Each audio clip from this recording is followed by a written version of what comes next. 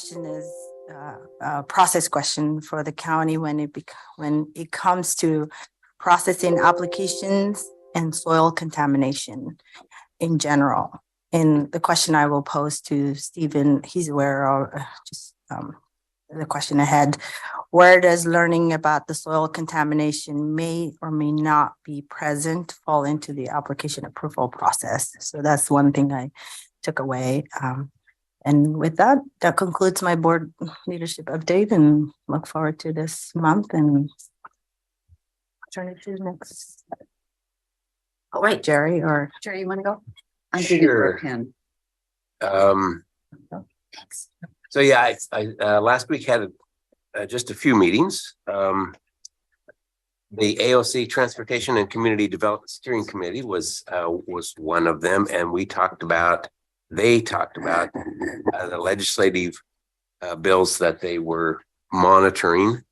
House Bill 2101 passed. That's the STBG fund exchange, and STBG stands for Surface Transportation.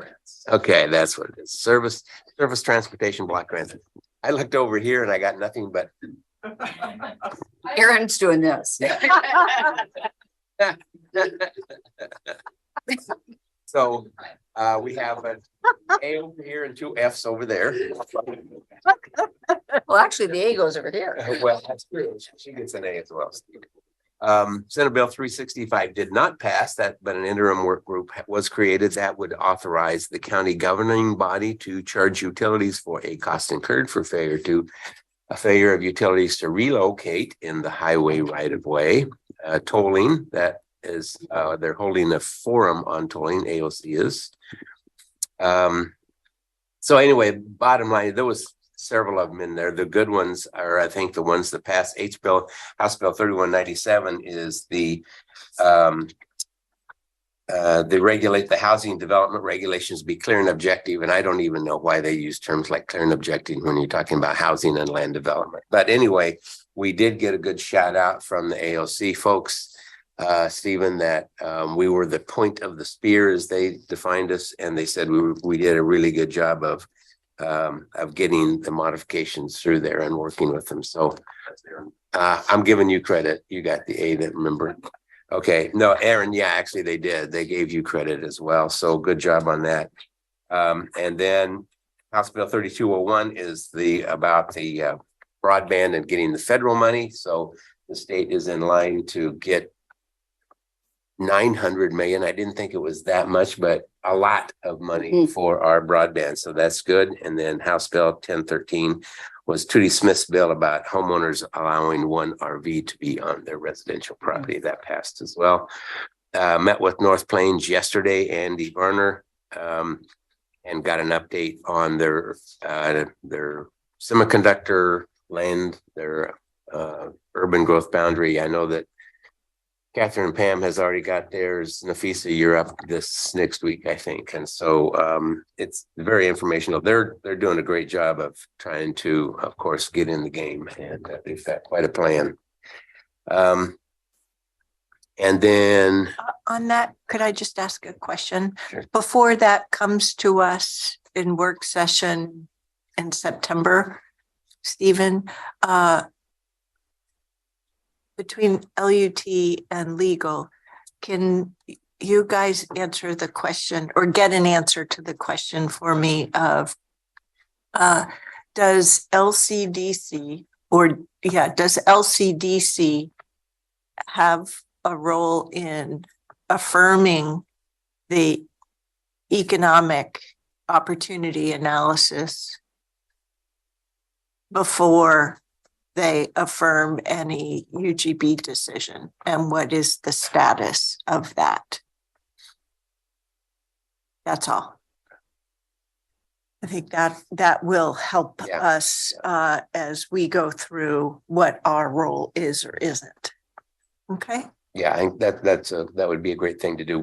Andy and I talked a little bit about that yesterday, and some of the process and procedures they've still got to go before they get to us. So. Yeah. Great. Thank you. Mm-hmm. speaking at the bank's city council tonight, just giving them my usual quarterly update. I didn't get it in last quarter because they had some issues with their council as far as giving me space. So I'm a little behind on that.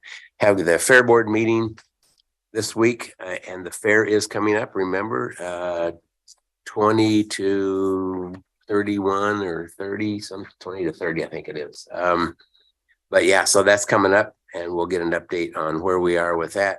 Northwest Act this week. Also, I have COPAC on Thursday, but it conflicts with our roundtable. So I will be here for the roundtable and then heading for Scappoose for the Northwest Act meeting. Yep, that's why we scheduled the roundtable. So you'd only have to miss one of your two. Yeah, and it'll be good to get an update from COPAC because, as you know, we are in the process of hiring another executive director. So we'll see where that is. And then Friday is our ODF meeting. I'm really looking forward to that too. So that's all I got. And relative to that, in the constituent report, there's an informative piece of information, like the last 2 pages. Mm-hmm. Okay. Good morning. It was a quiet week last week, but a lot of things bubbling underneath the surface. Megan and I had a meeting with Steve Holgate. He's a constituent that's interested in climate-related issues. He's really good at understanding where we are with our budget and looking for creative opportunities. So I think he'll be testifying in the not too distant future, but I find him to be very positive in bringing forward some ideas. I also attended North Plains. I think that Megan and I had a very unique experience, though. We went to lunch at the Hitching Post, and that's quite a place. And what you may not know is that the Hitching Post has one of the finest Chinese chefs. Who knew that you'd get great Chinese food at the Hitching Post? But you did. The only problem was it took about an hour to be served, and Megan forwarded a note to Andy Barner saying, we're going to be about 10 to 15 minutes late. But I tell you, when we walked in and said, we were at your local establishment trying to get lunch, we got brownie points for that. But anyway, it's a nice little restaurant, and don't hesitate trying the green beans and chicken. So that was at the Hitching Post. At the Hitching Post. It was a Rogue Pub has really good food too. Yeah. But Chinese food? Yeah. I mean, that's so anyway, this week I have the Central Cultural Board meeting. That'll be my last board meeting for Central Cultural. I talked to Maria Rubio. She knows and asked me if I would attend the last meeting to talk to the rest of the board about what's happening there, but it's very positive. I have the PAB meeting on Thursday night, and then I will be attending, like everybody, the ODF presentation on Friday. I guess I'm up next. Yes. The Thursday before the July holidays, so the 29th, we celebrated the grand opening of the Tigard Terrace Glen affordable housing complex, 144 units, our biggest yet, in 2 4-story buildings, absolutely gorgeous, well built, with 13 3-bedroom units and 3 4-bedroom units. Wow. So scored on the family size units. We had an acre meeting last night so that they could move forward nominations for filling vacancies. And Ms. Angie, we need to make sure that the information that comes to the board is consistent, which it wasn't in last night's packet,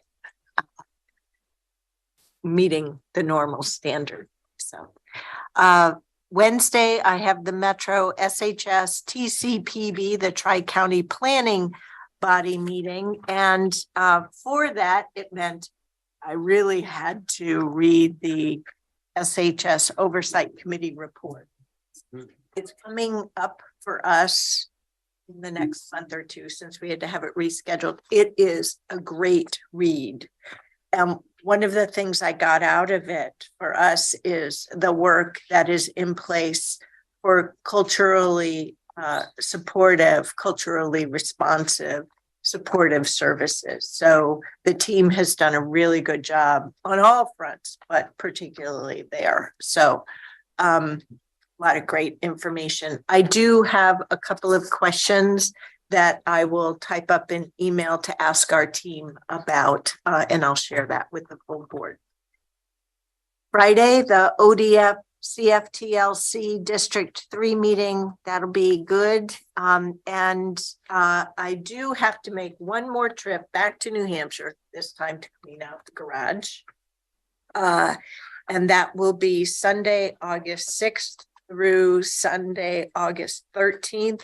So there's a Tuesday meeting in there. I'll look in the rolling agenda to see if I really need to zoom in for the work session. That same week, there's also a Metro SHS Tri-County Planning Body meeting and also a potential acre meeting.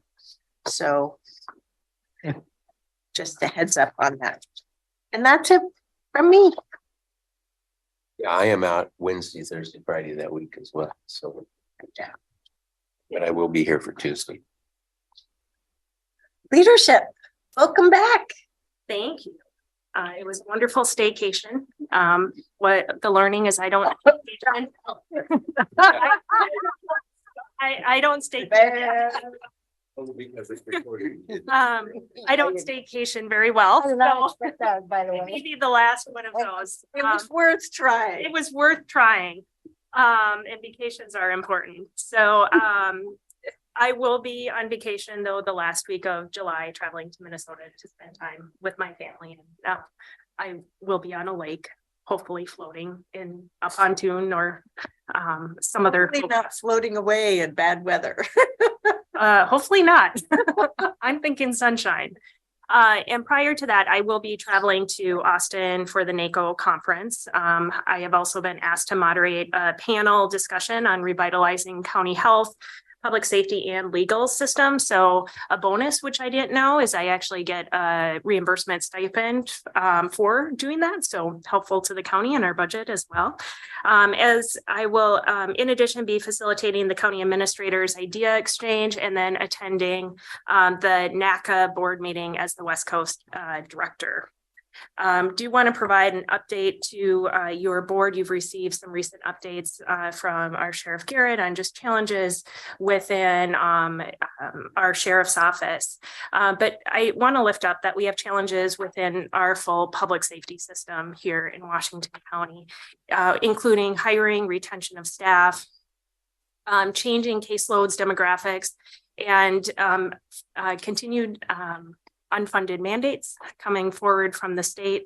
To really look deeper at this, I've asked Aaron Calvert to convene our public safety and justice leaders to determine and assemble a project team to begin a system of service analysis that will be a briefing paper to your board and expected to deliver to you in Q3 of this year. Each department is facing their own challenges, but as we know, there becomes interconnected challenges across our public safety and justice system, which impacts our community. On top of the Washington County budget reductions to community corrections, the state made further reductions of nearly 12%. And this was not expected at the time of budget development or when the board made final budget adoption. Director Nate Gaurian and the team are updating their biennial plan and will be briefing the board at work session on August 8th. Will we have the briefing paper before August? No, Okay. no, because it's going to take time to assemble this from a full system briefing paper. The jail and community correction staffing challenges, unfunded mandates in nearly all of the departments, and other really increasing workload and workforce issues are putting just a strain on the system. And really understanding these challenges for each department and across the system is imperative prior to the budget development process of fiscal year 25. I do want to lift up our employees in each of these departments for their continued commitment and the leadership within the departments, and really coming together to think about, you know, how can we creatively address some of these unique challenges. And I just appreciate how they work together also as a team and really understand and lift up each other's issues to have a strong system of service. And with that completes my update. Thank you. Hello, Mr. Carr. Chair Harrington. I drove to Wyoming over the weekend, 2,000 miles round trip. Oh, Beautiful, beautiful drive. But a little Wyoming. Wyoming, 2,000 miles in 5 days and back. But it was a family. Oh, a little longer than an extended week. Yeah, so we left Thursday afternoon, got back last night. So the reason I note that is that when I got on the flight leaving Boston to fly home, there was a lady who joined the line right in front of me, and she had just taken a red eye out to Boston and was flying home on the evening flight. And I said, well, I certainly hope you got done today what you had intended to get done. And she said, oh, yes, I needed to pick up my daughter. And so I thought, wow, that's just intense. So you had some intense driving, but hopefully Beautiful driving. good. Although I will remark, Montana is big. Yes. It's just pointing that out. So in the legal world, I wanted to tell you, you may have read in the hot sheet, we had a case, Amber Stevens and Derek Rogers against Washington County, which was a very serious case. The county faced significant liability. It was scheduled for trial originally in June in Multnomah County, and a very sympathetic plaintiff. It was an individual who'd been sentenced to prison for rape and then released after he completed his sentence. He stole a water bottle and displayed a knife after stealing from a Walmart here in Washington County. He was homeless, a registered sex offender. He was charged with those crimes, tried. There was a mistrial declared, and he was released with an ankle bracelet. He went to his grandmother's house, assaulted, stabbed 3 people, raped 1 woman. And we were sued because we were responsible for post-prison supervision, but not for the pretrial release. We moved for summary judgment, but at the same time, John Mansfield had to prepare for trial because the trial was set. And DJ Davis had to support both John Mansfield, who was preparing for trial, and me, who was drafting the summary judgment motion.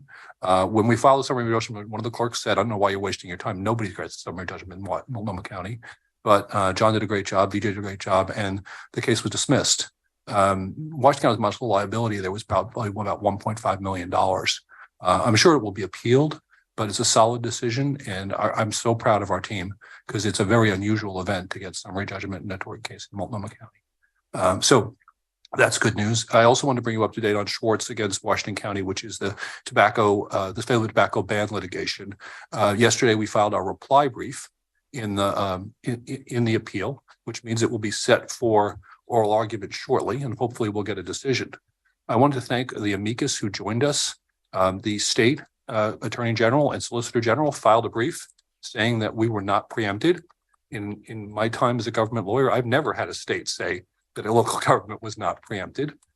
And then also there was a brief by a very excellent brief done by tobacco people who support safe tobacco. So the African American Tobacco Control Leadership Council, American Cancer Society, the Cancer Action Network, American Heart Association, American Lung Association, American Medical Association, Campaign for Tobacco-Free Kids, Cascade Age Projects.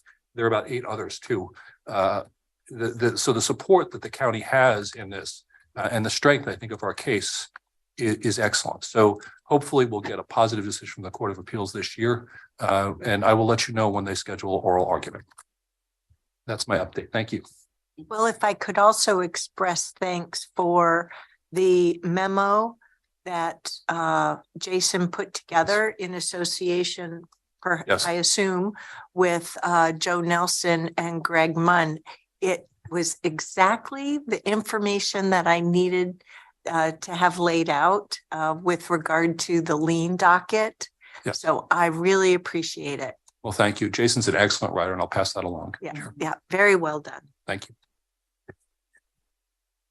Clean Water Services. Thank you, Chair Harrington, members of Clean Water Services Board.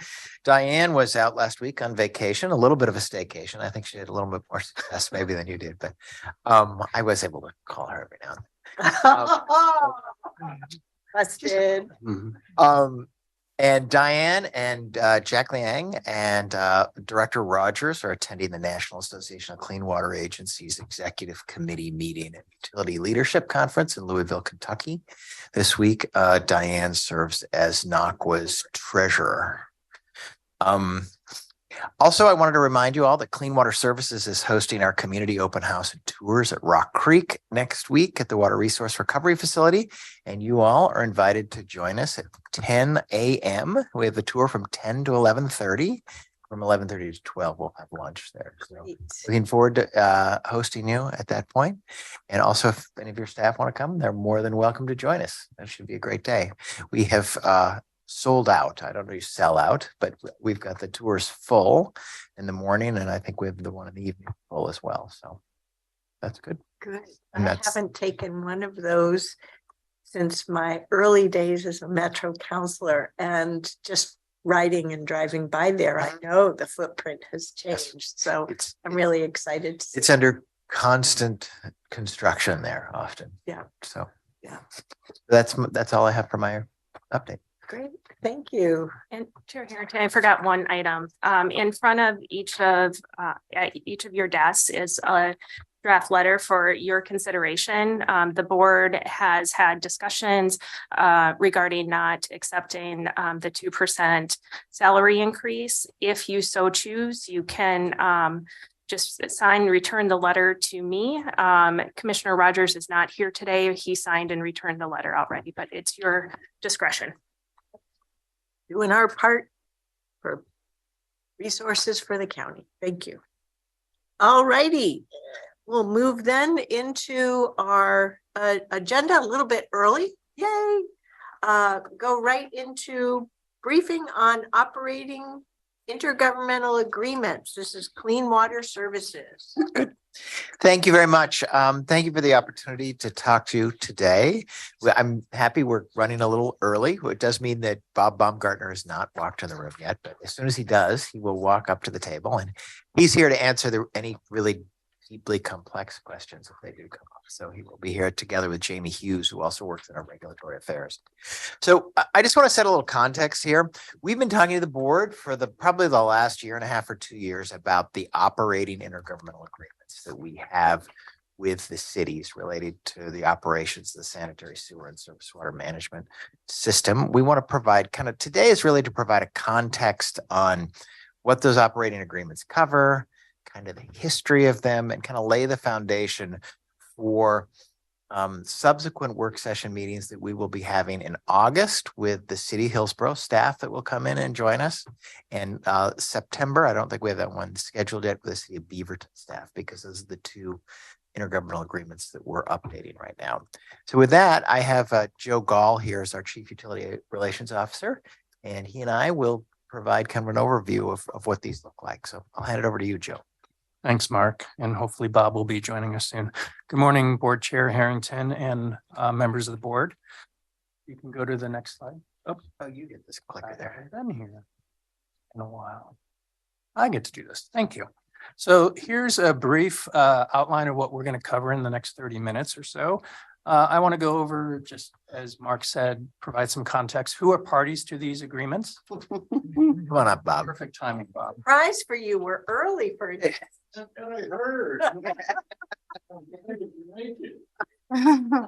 on up. Thank you. I want to touch on what do these operating agreements cover in the big picture. Mark is going to provide some important history. These go back decades, and that's important for the board to understand. We do have, as you know, a new NPDES permit that was just renewed earlier this calendar year. As part of that, and Bob can actually touch on this, we have the requirement that all of our IGAs need to be updated by November 1st, 2026. So as you know, we've been working primarily with Hillsborough and Beaverton, but the reality is all of our operating agreements on or before that November 1st needs to be, date in 2026 need to be updated. So you know what I will be working on primarily over the next few years with members of the team. We'll give you a brief snapshot of the status of the current discussions and next steps.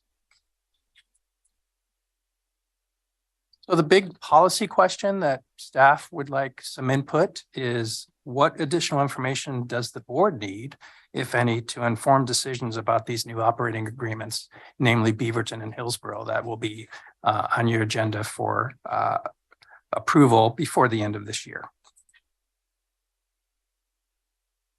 So we have 13 operating agreements. We have operating agreements with our larger communities, Beaverton, Cornelius, Forest Grove, Hillsborough, Tigard, and Tualatin.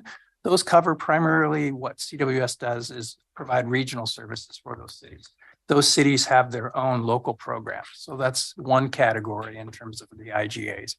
And then we provide services, regional and local services with our smaller communities, Banks, Durham, Gaston, King City, and North Plains. And then also we have an operating agreement with the county that will also have to be refreshed and updated as well. So what is within these operating agreements? These define various roles and responsibilities. We operate in a co-implementing type environment with the permit. So the cities and CWS jointly together manage and provide services in stormwater and sanitary. These operating agreements clarify who does what and who's responsible for what. That's very important. There are administrative and operating provisions contained within each of those operating agreements. The issue of ownership and maintenance of the infrastructure is defined in those operating agreements. The basics of our financial relationship with our cities and the county are outlined. And then if there's any disputes, which occasionally happen over time, how does dispute resolution get managed and handled in our relationships? So I'm going to shift this over to Mark briefly about the history. So thank you, Joe.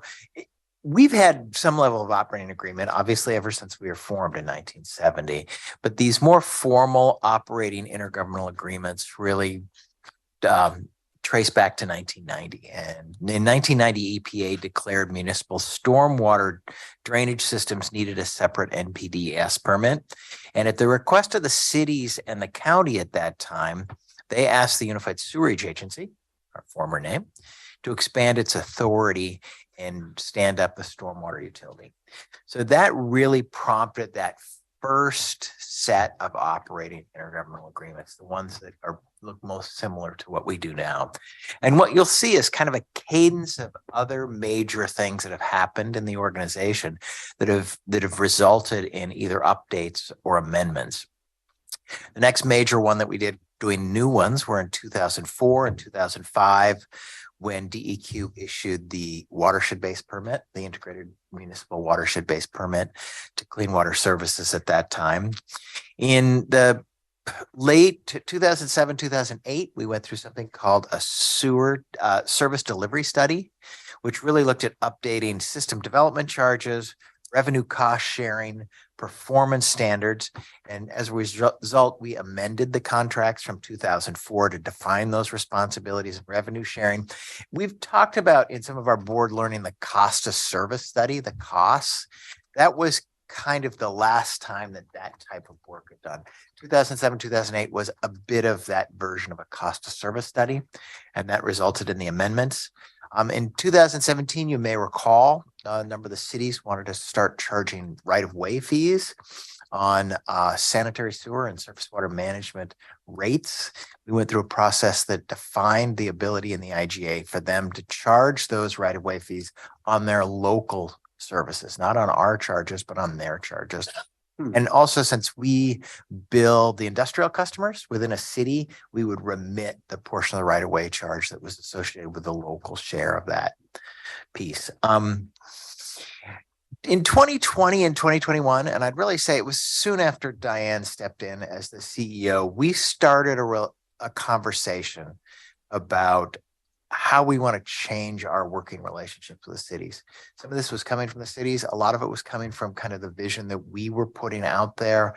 I mean, a excellent example of that is the creation of a chief utility relations officer, Joe's position. That was exactly why we wanted to do that, is how do we redefine those relationships with the cities? So in 2021, I think as a result of those conversations, the cities of Beaverton and Hillsborough notified Clean Water Services that they wanted to cancel the current IGA and develop a new IGA under this new format. And that's kind of where we are today, is this together with that driver, the new NPDES permit taking effect that requires an update to these IGAs. We're really moving forward, particularly with Hillsborough and Beaverton first, in large part because they have the capacity and capability to take on these changes, and they're ready to work forward on those pieces. And as I said before, that deadline of 2026 is when those NPDES where those IGAs need to be updated as a result of that permit.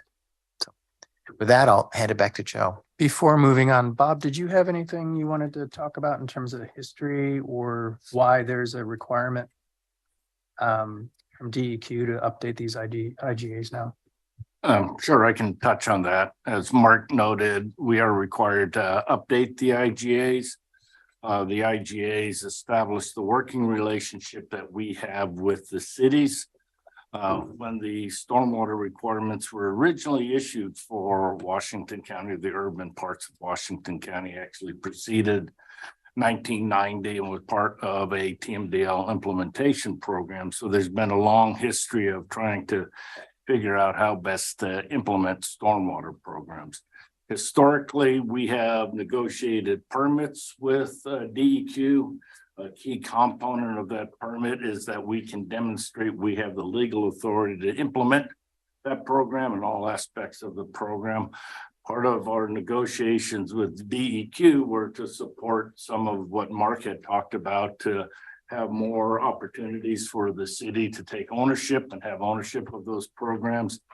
We were successful in creating quite a bit of that flexibility within the permit, but DEQ reasonably wanted us to demonstrate that our IGAs were up to date and that we could either work with the cities to affect implementation or they had the authority to implement the permit. And I know some of the cities are working to refine their description of authority for implementing permit. So Thank you, Bob. Yes. Can I ask you a question? Sure. Or I Please could do. wait too, but previous slide, you had to dispute, not this one, that one before that, the last bullet point, this Dispute resolution? dispute resolution. Probably have nothing to do with this, but my question is around appeal process, around the SDC that Mark talked about. You know, the constituent report comes out the same time Yep. we publish our documents, and I was reading something that was in the Washington County constituent report, which was a constituent that wrote in trying to appeal a waiver for the SDC charges. And I learned something that because of our code and policies, we can't approve waivers. And I was wondering, the dispute resolution include a waiver process? I don't Waiving believe the it does. SDC If I for the could city? clarify, in Yes. that constituent report, I believe the situation you're talking about is someone in an urban unincorporated area having an ADU. Mhm. So the way SDC waivers work in local government is a local government can't just waive a fee. Right. They have to backfill Mm. those. And so cities do that with their various revenue sources. We do not have that, given that we only have countywide resources. Hence, we have a policy of we don't have SDC waivers. Yeah. So it isn't a dispute. But I was asking if the dispute resolution it's built into appeal process for cities. Or no? The It's just dispute strictly- resolution language in the current IGAs and in the future IGAs really is there a difference of an opinion between a city and CWS on an issue? Mhm. And when you can't find agreement, what are the next steps? So it's really, how do we solve problems when issues come up between a city or could be the county and CWS? Doesn't really talk about SDC waivers and other types of things. Separate. Okay, thank you. It really comes to dispute resolution with regard to some details of implementing the particulars of the operating agreements. Correct. Thank you. Beyond that, we'll hold our questions until we get to next steps. Yes, I have a few more slides. Thank you, Chair. So the status of our discussions with both cities, and I've said this, I think, to the board in the past, most of our time since it started has not been negotiation. I really want to stress that. It's been building relationships, building understanding between the city staff and CWS staff for why we do what we have to do. I think one of the big lessons that the aha moments for the two city staff is they now have a much better understanding of our permit and how important our permit is to all the work that we do. I think Bob and Jamie have done a great job of building that understanding in terms of the cities. They didn't really understand that as much in terms of how important that was. And when I was at Sherwood, I've said I didn't understand how important the permit was as a city manager in Sherwood until I actually came to CWS and learned how important it really drives everything we do. So a lot of time has been building relationships and understanding so we can work cooperatively together.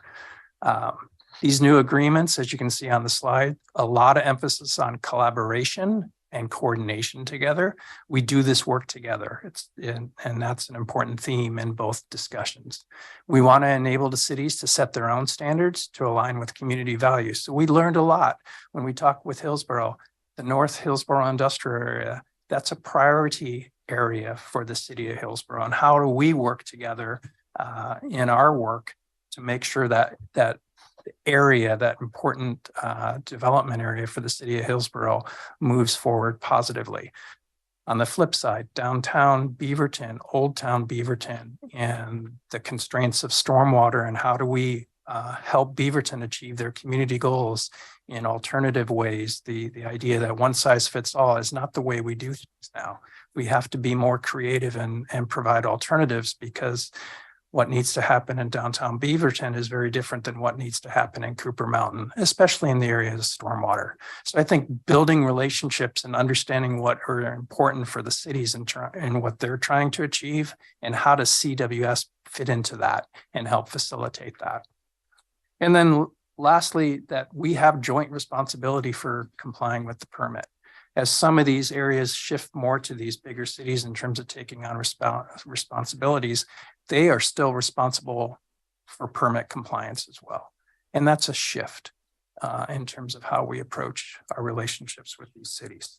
We're now in the negotiating stage and in terms of language. And I want to highlight Bob and Jamie Hughes from our team with both cities really have been spending the last few months negotiating language, co-creating language. So we're not taking the existing IGA and just amending it. We kind of threw it out and starting with a clean, fresh piece of paper in terms of co-creating these documents, which is taking more time. But I think they're going to pay a lot of dividends. And these two IGAs, when they're done, will become the starting point for our conversations with the other 10 cities and Washington County in terms of our ongoing discussions with them in the future. Anything more on that? No, From your perspective? Well, Next steps, we're again in the midst of finalizing the draft agreements. I would say Hillsborough, we're pretty close to being done talking about things. Beaverton, we still have some areas that we're working on in terms of language. As Mark had said, Hillsborough officials will be here early next month to talk about the Hillsborough experience and the Hillsborough document. And then in September, Beaverton officials will be here in front of the board to give an update. These two IGAs will not be 100% exactly the same because both cities are different. Most of the material within the IGAs will be consistent, but there'll be different language to meet the needs of both cities within the final documents. And then once we are done working with you as the board, we'll start the process to actually go to the governing bodies, both at the city of Hillsborough and at the city of Beaverton, and ultimately back in front of you as the board to adopt these new IGAs, hopefully by the end of November. That's the target. So that concludes my brief presentation. Happy to answer any questions that you might have. Commissioners. I don't have a question, Joe, but a comment. I think Clean Water Services has done a great job of improving the communication between the cities. I can say when I was mayor during that 8-year period of time, there wasn't a lot of good communication between the two organizations. And there was certainly some misperception as to what exactly you guys do other than charge us a lot of money. And there wasn't an understanding of the breadth of the services and the need for those things. So I give you kudos for improving that communication and that education with the cities. And I think that's going to significantly enhance your conversations with these IGAs. So you're good job on improving that. Thank you. I was just going to add the communication around the IGAs is great. It's a spillover effect that is equally great, and that affects everything that we do. So thank you for your work. Thank you.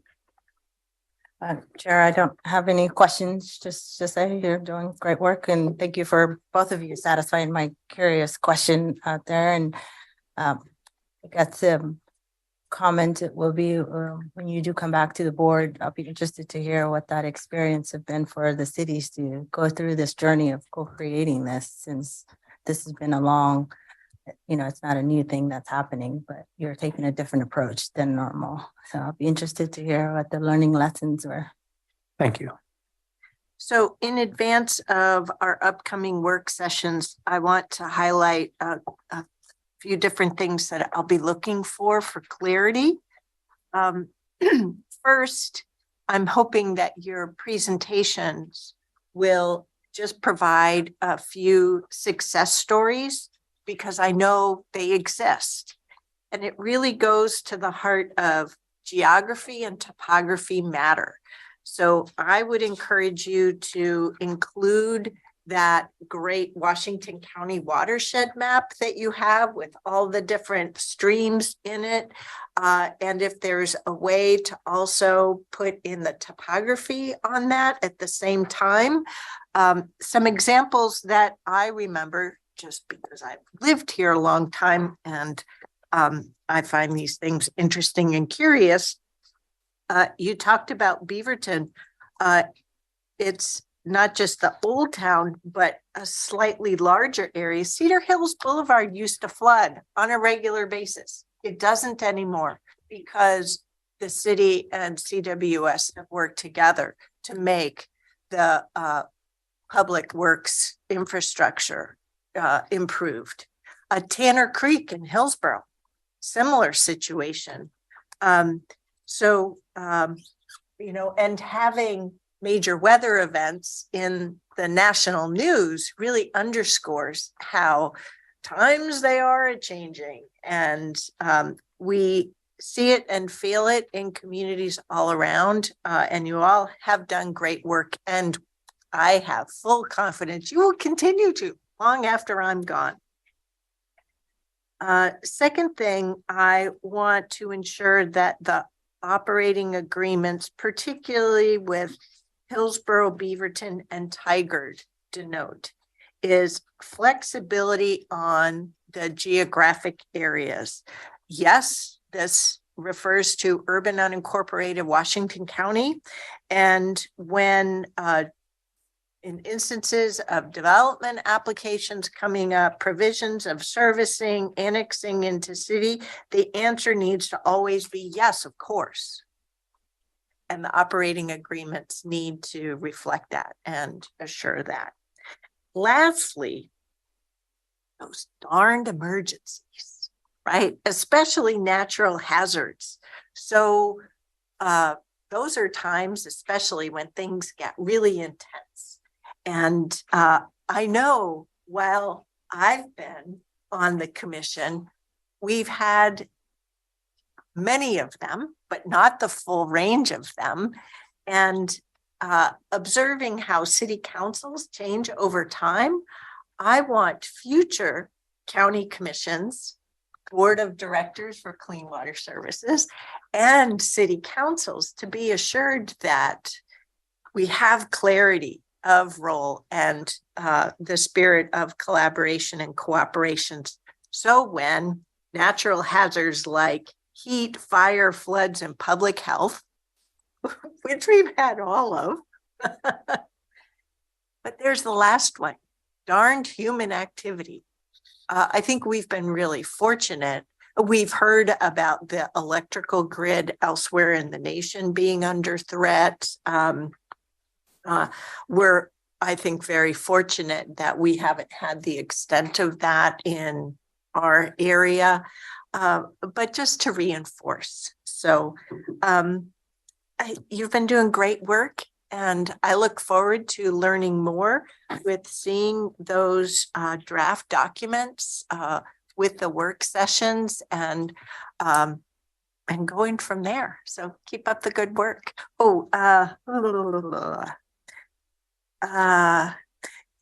Sorry, there was one more thing. You've built the understanding of the importance of the permit. So in that presentation, if you could also just have some information about what is it about that reliance, that codependency for a healthy community, healthy watershed, for the importance of the permit. I think that will be helpful as well. Thank you, Chair. So, Chair, thank you very much. And that's last point is a really good one I want to point out is we've had these intergovernmental agreements in place for 33 years. And this go around, the role of regulatory affairs, and particularly of Bob and of Jamie Hughes, has been really elevated because that is a big part of it as we look at how do we look at joint compliance. I mean, I know we joke sometimes that Diane's the jailable official, right? Yep. Under our permit, and it's a joke, but it's not a joke. Yeah, that's actually true. So, how do we share that joint compliance responsibility? And it's a responsibility cities have to take on very seriously. And I think Bob and Jamie have just done. Having them lead a lot of this it's less about operation. I mean, it is about operational, but the importance of that compliance piece has been really good. And I want to thank both these two as well as Jamie for leading that work.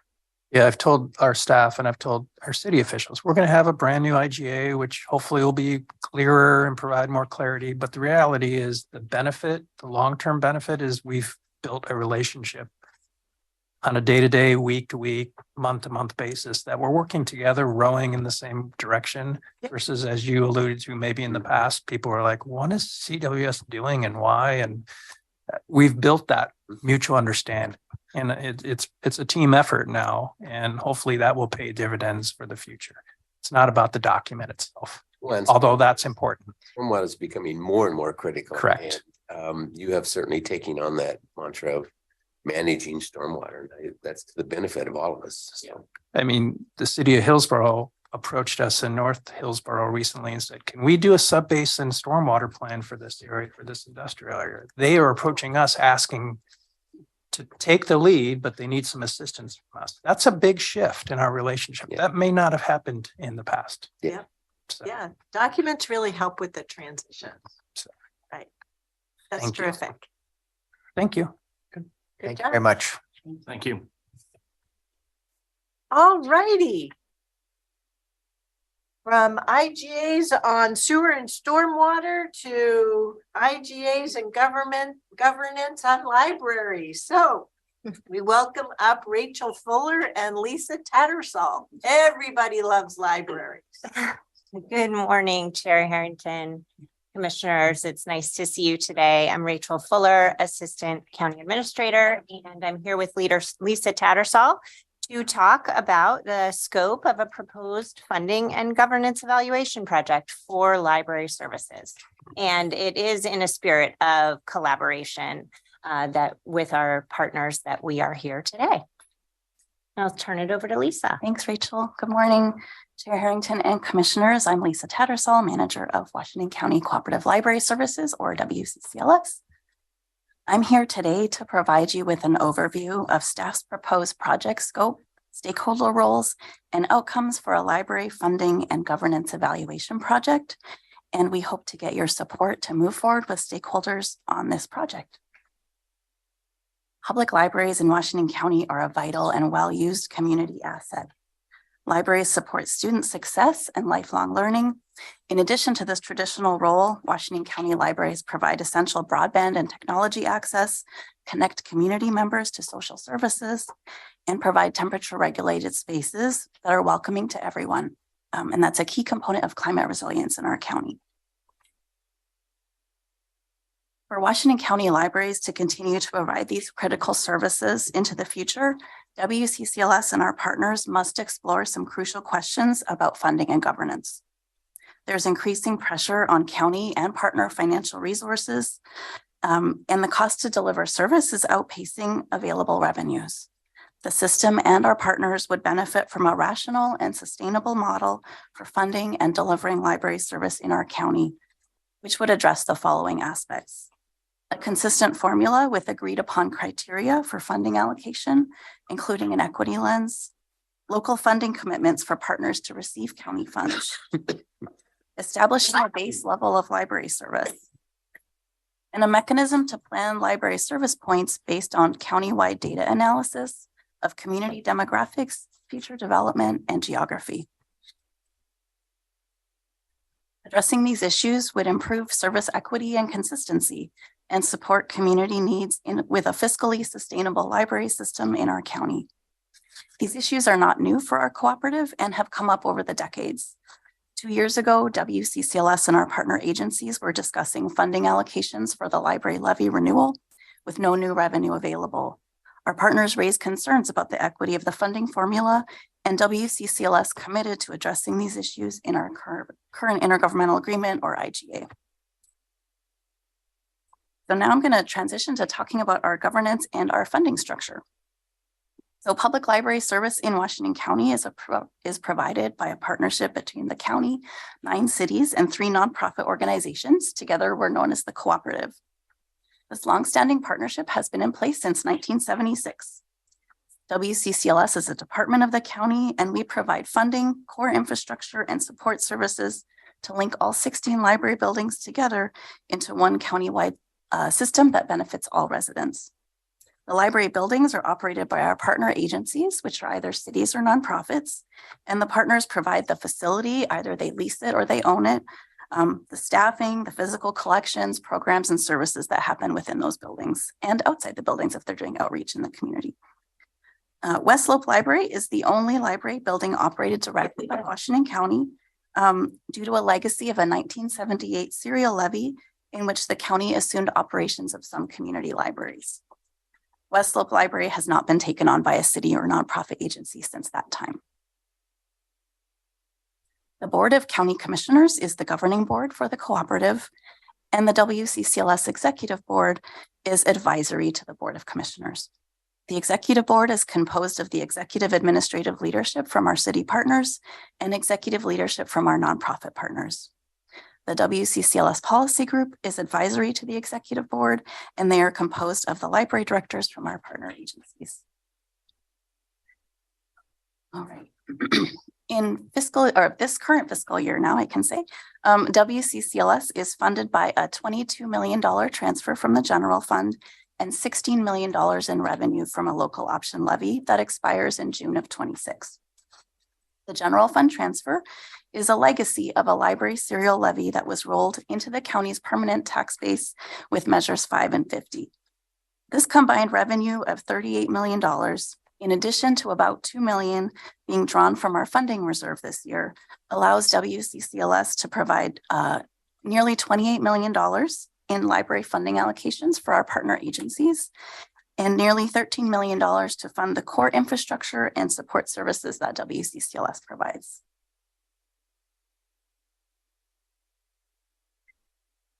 So what we have heard about our partnership, what we have heard from our stakeholders is that we are stronger together. And we have a bunch of partners in the room for this work session. So I think that demonstrates some commitment and interest in this process. Our cooperative partnership between the county, cities, and nonprofits is longstanding and successful. Washington County is committed to a strong library system and effective partnerships to serve all county residents. Central infrastructure and support systems are important to the success of the library system, and we have also heard that local libraries require operational funding. Okay, so with all that background and context, I'm going to transition now to talking about the proposed outcomes for the project that we're proposing. So staff recommends starting with an analysis of our current state. What are the service levels currently provided? And how much does it cost to provide that level of service between the county funding and local funding? Staff also recommend that we would establish a base level of library service that would be available for all county residents. Local agencies could choose to fund higher levels of services above the baseline if they choose. A baseline service level could include aspects like open hours, staffing levels, culturally relevant services and collections, size of the building, technology access, as well as geographic distribution across the county of library service points, considering population density, accessibility via public transportation, et cetera. Once this base level of service is established, staff could explore options for sustainably funding the base service level, including mechanisms for funding, and exploring potential local option levy rates for fiscal year 26-27 through fiscal year 30-31, which would be the next 5-year cycle. And then determining whether any county funding would require a local funding contribution. We recommend also exploring cooperative governance and evaluating the roles of the current agencies in the agreement and our governance structure. So Washington County, WCCLS, the Executive Board, and Policy Group in how we govern the cooperative. Providing recommendations to support cost-effective and community outcome-focused policymaking. Looking at operational roles, staff recommend determining which services WCCLS provides to support the baseline service level, and if partners wish to do so, explore some centralization of shared processes to create more efficient and cost-effective service delivery. The last recommended outcome for the project is to establish metrics to allocate funding for partners operating libraries. This would involve first identifying consistent data sets to use in establishing those metrics, such as community demographics, forecasted population growth, geographic distribution, and then developing a method to assign county geographic areas to partner libraries. These service area designations are actually required by state statute. And ultimately, we would establish agreed upon criteria to determine funding distributions, including the population in those assigned service areas, and of course, the board's equity resolution. So the cooperative is a longstanding partnership of 47 years, and we are very closely interlinked with our partners in providing services to the community every day. And that's why it's really important to clarify stakeholder roles for work like this. And we're going to share staff recommendations about that now. So as the governing board of the cooperative, the Board of County Commissioners are the final decision makers for any recommended changes. And staff are also asking that the board approve the scope of this evaluation project. WCCLS staff will lead the project, work with our stakeholders, and execute the direction of your board. Using the International Association for Public Participation, or IAP2 spectrum of community engagement as a reference point, staff recommend that the WCCLS Executive Board is who staff closely collaborates with to develop recommendations to bring to your board, and that the community members in our county are consulted.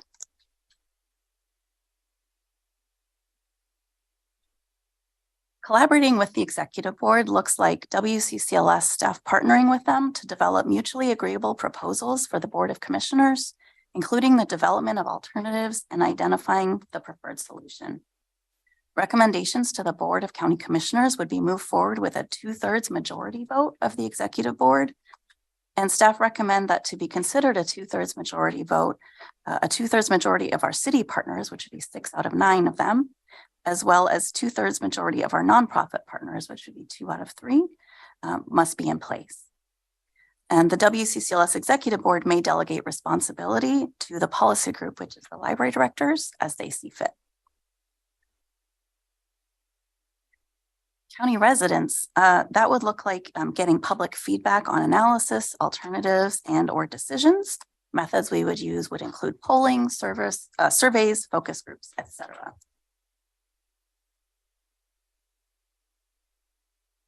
Right, so moving on to the timeline for this proposed project, I wanted to first ground us in the levy timeline because that drives so much of what we do. So the current levy expires June 30th of 2026. If we follow past practice, the levy could next be on the ballot in May 2025. And the next levy cycle would run July 2026 through June 2031. Okay. For the remainder of this calendar year, staff would work on developing requests for proposals or RFP criteria, and then posting and selecting a consulting firm to support this work. The evaluation, assessment, and input process would begin in January 2024, and we could come back to your board with a midpoint check-in in spring 2024. I should add that anything in orange on there is where we were proposing coming back to the board. That's highlighted on the timeline. July through September of 2024, staff would anticipate working with the executive board and the consulting firm to finalize recommendations for your board. And then staff would bring those back to your board in October of 2024 for decision making. One of the project outcomes that we talked about would be options for levy rates. And so from late 2024 on, we would transition to working on the levy referral work in anticipation of a May 2025 vote. In the meantime, staff would also be working on drafting new IGAs with our partners that reflect the recommendations from the project that the board adopted. And staff would anticipate bringing those draft IGAs back to your board in the summer of 2025. So coming back to where we are now, which is July 2023, the proposed next steps are that WCCLS staff develop a representative committee of library directors and exec board representatives covering various sizes of libraries and both city and nonprofit partners, which they could discuss and approve at their July 26th meeting. And then the staff would involve this committee in developing the RFP requirements to find a consulting firm for this funding and governance evaluation project. WCCLS does have funds budgeted this fiscal year for this consulting work. And with that, I'd like to close with our policy questions for your board today. Does the board approve staff moving forward with a project to evaluate the funding and governance of the cooperative? Does the board have additional input on the project outcomes? Does the board support the proposed stakeholder roles and engagement? Thank you. Terrific. Thank you very much. So commissioners, what questions and comments do you have? Well, just for clarification, when you refer to the nonprofits, are you talking about the groups that are running the libraries currently? Okay, I wasn't sure if there was an outside of our system. I think of them as internal to the system. So thank you. Could you list out who those? Aloha Community Library Association operates the Aloha Library. The Cedar Mill and Bethany Community Library Association operates the Cedar Mill and Bethany libraries. And the Garden Home Community Library Association operates the Garden Home Library in the Garden Home Rec Center. And you talked about 9 cities. Which ones are not involved? Oh, Gaston, Durham, King City. I think those are the only incorporated cities, like in Washington County, that aren't members, but I can confidently list the ones that are members. And those are Banks, Beaverton, Cornelius, Forest Grove, Hillsborough, North Plains, Sherwood, Tigard, Tualatin. In alphabetical order. in alphabet always.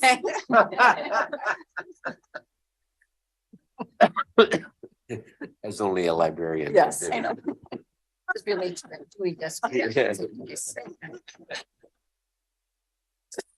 Get that down. Any other questions or comments, commissioners? Chair, I don't have any questions, but I just wanted to say thank you to you both for the briefings that you provided and in answering questions. I don't have any questions for you all, but I just wanted to express my gratitude to you sitting down with me and talking me through this, and I support the policy questions that you posed to us, so thumbs up for me. I have a few things. So thank you for pulling this together. And I really appreciate how you've been working under the current IGA to look at equity as well. And this will take it much further. Foundational for me, as our staff has heard over and over and over again, cities to me are synonymous with community. This is abundantly clear. I say it all the time. And that includes with libraries. We are fortunate that there are some nonprofit volunteers and volunteer funders to provide library access and services in the urban unincorporated areas. So this comes to what I refer to base and beyond. So just hold that theme thought for a minute. On your first challenges and opportunities slide, and I numbered them for myself, so it's number 4. It's not just our financial challenges that have heightened the need to address critical issue. It is also that our focus has changed with regard to county demographics. And because we've been talking about that, I know I've been talking about it since I started campaigning for this position. And we're going through it with regard to the county strategic plan. We went through it with the census information. We have totally embraced the fact that the face of Washington County has changed. The geography, the jurisdictions of Washington County have changed. Our community has evolved and we need to evolve with it. So I just wanted to share that because it does come down to the fundamental roles of libraries, our values, but also our service to community. And I hold our cities in great esteem for supporting some fundamentals to our democratic system here in the United States of America in equal access to information, just like with public education. So anyway, and we are so much stronger together. So this comes to physical spaces. On slide 6 talks about facility, partners provide facility, and then on slide 10. So for me, sorry, I'm making you switch. No, if you good. could go to slide 10, I think that's really where I want to try and make my point. Oh, it says proposed project outcomes. Yes, this is the one. Thank you. Yes. I don't have the numbers, sorry. So I want to just make sure that people have heard this from me early. So libraries, we're not at the point in our whole society of libraries being 100% virtual, right? Yes, we have digital collections and all of that. So the physical spaces, having access to a physical space is part of base, okay? But then there's the beyond, right? The building design, the amenities, the community spaces. Where did I write that? Yes, the physical spaces, it's the meeting rooms. This is one of the distinguishing features across the partners from small to large. I am of open mind with regard to, since I'm not thinking that every base library has to have meeting space.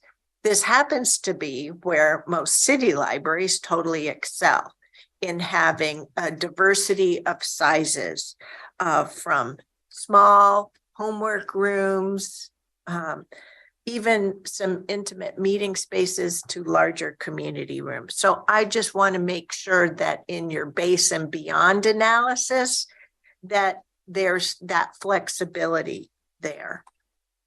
Then the last point, slide 16. Oh no, I have 2 more points on slide 16. Where's 16? Proposed stakeholder roles. So you're very good on this slide on and the previous slide on recommendations. That's the next one. The next one from here. Yes, that one. County residents. Feedback on analysis, art alternatives, and/or recommendations and decisions. So we make the decisions, right? So is that what you were trying to get at? Washington WCCLS staff consult with county residents to obtain public feedback on methods may include polling, surveys, focus groups. So the board makes the decision. So there's an after the fact, but I was just wondering if here you really meant to say recommendations or if you were really getting at decisions. I appreciate that opportunity to clarify. What I did was take the IAP2 definition for that thing and then modify it. So that's their language. And so I'm glad we can talk about that now, because I think having public feedback on decisions after the fact is not all that helpful. Yeah. So in their chart, just because I have it printed 4x, incorporate your advice and recommendations into the decisions to the maximum extent. I'm with you then. Thank you for catching that. I'm with you on the journey. That's the important thing for me. Lastly, it's the time frame. Could you go to the proposed project time frame? Once again, this may be new to Commissioner Fye, but my other 3 colleagues have heard this based upon our 2020 referrals. And I am grateful to People for Libraries, all the work that they did for the May 2020 renewal. This work that you're doing now, I anticipate looking for the next time period and beyond, that there's, in my opinion, a very strong likelihood that it will be a replacement levy. Okay. So based upon what I've learned, and this is where I need to go to my larger print version. What I learned being intimate with both campaigns, unique on the board, was our referral work in January and February was a little too late, which means that January to March 2025 is a little tight. It is too tight, not a little, it just flat out is if we wish to go on the May ballot. Okay. So that crunches it up. My colleagues, at least 3 of them, have the opportunity to also hear from me is you are going to have skin in the game the next time around. So if I have anything to do with it, or I ain't going to have skin in the game. I'm not going to be the only one. So I'm intent on that. So May I comment on that? you betcha. So I agree that we want to make sure that there's enough time built in, and Catherine said, called it a potential replacement levy, and we don't know either. And if it isn't replacement, but an increase, then that timeline needs to go even further back, in my estimation. So, Yep. So I'm just trying to ensure that things are set up for success. I really appreciate that there are multiple chances here. So it isn't that we have to crunch up here. It's just if we wish to be successful for that May timeframe, then otherwise it means we have to go for the second chance and worst case that May of 2026, right? That is the worst third chance. So that's all. Yeah. But I'm committed to support our potential proposals and to learn along the way and to be on that that collaborative partnership journey. Thank you, Chair. And we will take a look at the timeline. I appreciate that perspective. Yeah. So that's all. And once again, stellar work to all of you for what you do and for this journey together. Thank you. Thank you, Commissioners. thank you. And thank you to your partners that are with you as well. Yes, thank you for coming in the room. You could have just watched us on Zoom. Although it's Nice. Very nice. probably easier to see us physically than as just a little box. So thank you. Okay, I hit my agenda on myself. We're doing pretty darn well, aren't we? So sorry if we took you by surprise coming in so much earlier, 40 minutes early. Wow. Yes. So Chair, just from a timing checkpoint, since we are running early, the ERP modernization team can start early as well. So just giving you a heads up. Great. That'd be terrific. Okay, well, welcome, Mira and Tim. Why are we here? Just the two of us today. Yes. Why are we here? Well, good. Yes, it's still morning. Good morning, Chair Harrington, Board of Commissioners. So we are here before you today. Oh, my name is Mira Samantel. For the record, I use she, her pronouns. I'm the Director of Health and Human Services. Tim, our Senior Program Coordinator with Public Health for our EMS program, is going to review for you some updates, some final updates to the Ambulance Service Area Plan. So going to be updates that you talked about last November, but we weren't ready yet because we hadn't executed the franchise agreement. So Tim will go through those and entertain any questions you have. And then there would be an action item coming before you on July 25th. So Tim, go ahead. All right, thank you. I'm pretty sure Mira just covered everything that I was going to tell you, and I think we can be done. We can put her ahead. But now you're going to make sure I really understand it. As Mira mentioned, my name is Tim Case, he, him pronouns, Senior Program Coordinator in the EMS office. And today I'm just going to step through a few of the changes that we made in the Ambulance Service Area Plan. Again, all of them generally are editorial in nature. So our agenda is the why are we here? Again, not in that existential, but to walk through some of these documents. An overview of our governance documents in EMS, an overview of the Ambulance Service Area Plan, or ASP, and then outline some of the editorial changes made and next steps. So the process, it's been a long one.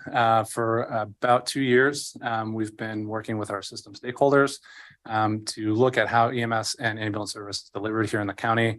And we've come up with some, I think, really good structural changes, all of which we've talked about many times with you before. One of those pieces is the review and revision and updating of our governance documents and the Ambulance Service Area Plan, which we brought to you in November of 2022, which is this last November. So today, these are the final edits. Again, that document that we brought previously really had to straddle the fence of kind of what we were doing currently versus our projected structural redesign elements. So today we're going to remove all of those old business ways and have just the fully functioning ASP. So Washington County is slightly unique in the way that we regulate EMS and ambulance service in the county. We have both code and administrative rules. Not every county elects to do that. And then the ambulance service area plan. This is a document that's predicated by state law, and they mandate each county to provide this plan to account for the elements that they require in ambulance service provision. And it discusses essentially the how of those elements. So this is the Oregon revised statute that tells us that we have to have this plan. It's 682.062. The county is elected to maintain one ambulance service area, and that's the political boundaries of the county. There are a few cutouts in certain areas. One that you can see, they're all in the southeast corner, being Tualatin to allow contiguous ambulance service to the city of Tualatin. And then there's a few others around Sherwood and Wilsonville. The reason that this is benefit to us is that one ambulance service area provides consistency in response. It provides a sufficient market size to remain sustainable for the franchised provider. It also creates a system where there's a reduction in duplication of services. So the editorial changes, there are several that did not affect how EMS functions. We removed practices and references that no longer exist in EMS. There are some licenses types for providers that actually don't exist anymore. So we removed that language and really just cleaned up and contemporized documents. We also made sure that they remain consistent with other governance documents and the Oregon administrative rules, and removed sections that were duplicative. We found that there was a handful of places where there's some cut and paste language. So if we changed language in one document, we'd have to go through all of them and change them again. So we tried to make efficiencies for ourselves. Maybe it was a little self-serving, but we just wanted to make sure that we didn't have any kind of overlap that way. Additionally, when we submitted this to the state earlier this year, they sent back a handful of recommendations. Most of them were to cite the pertinent Oregon administrative rule that was pertinent to that particular element in the ambulance service area plan, and also the addition of several appendices. And as you can see, Appendix 1 was our major emergencies and modified EMS operations plan. This is most commonly used in events of inclement weather, snow and ice being the most common. Appendix 2 is our mass casualty incident plan. This is a plan that is used with some frequency, but it's generally reserved for when EMS scenes have 2 or more patients, or really those incidents that can stress the available resources because there's multiple patients. Thinking of bus rollover on Highway 26 or something like that.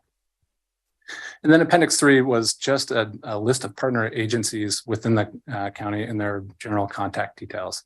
The state wanted to have a list so that it's something they could pull off the shelf and look to see, which organization they needed to call, and they were fine just really with kind of like that front door number for the contact.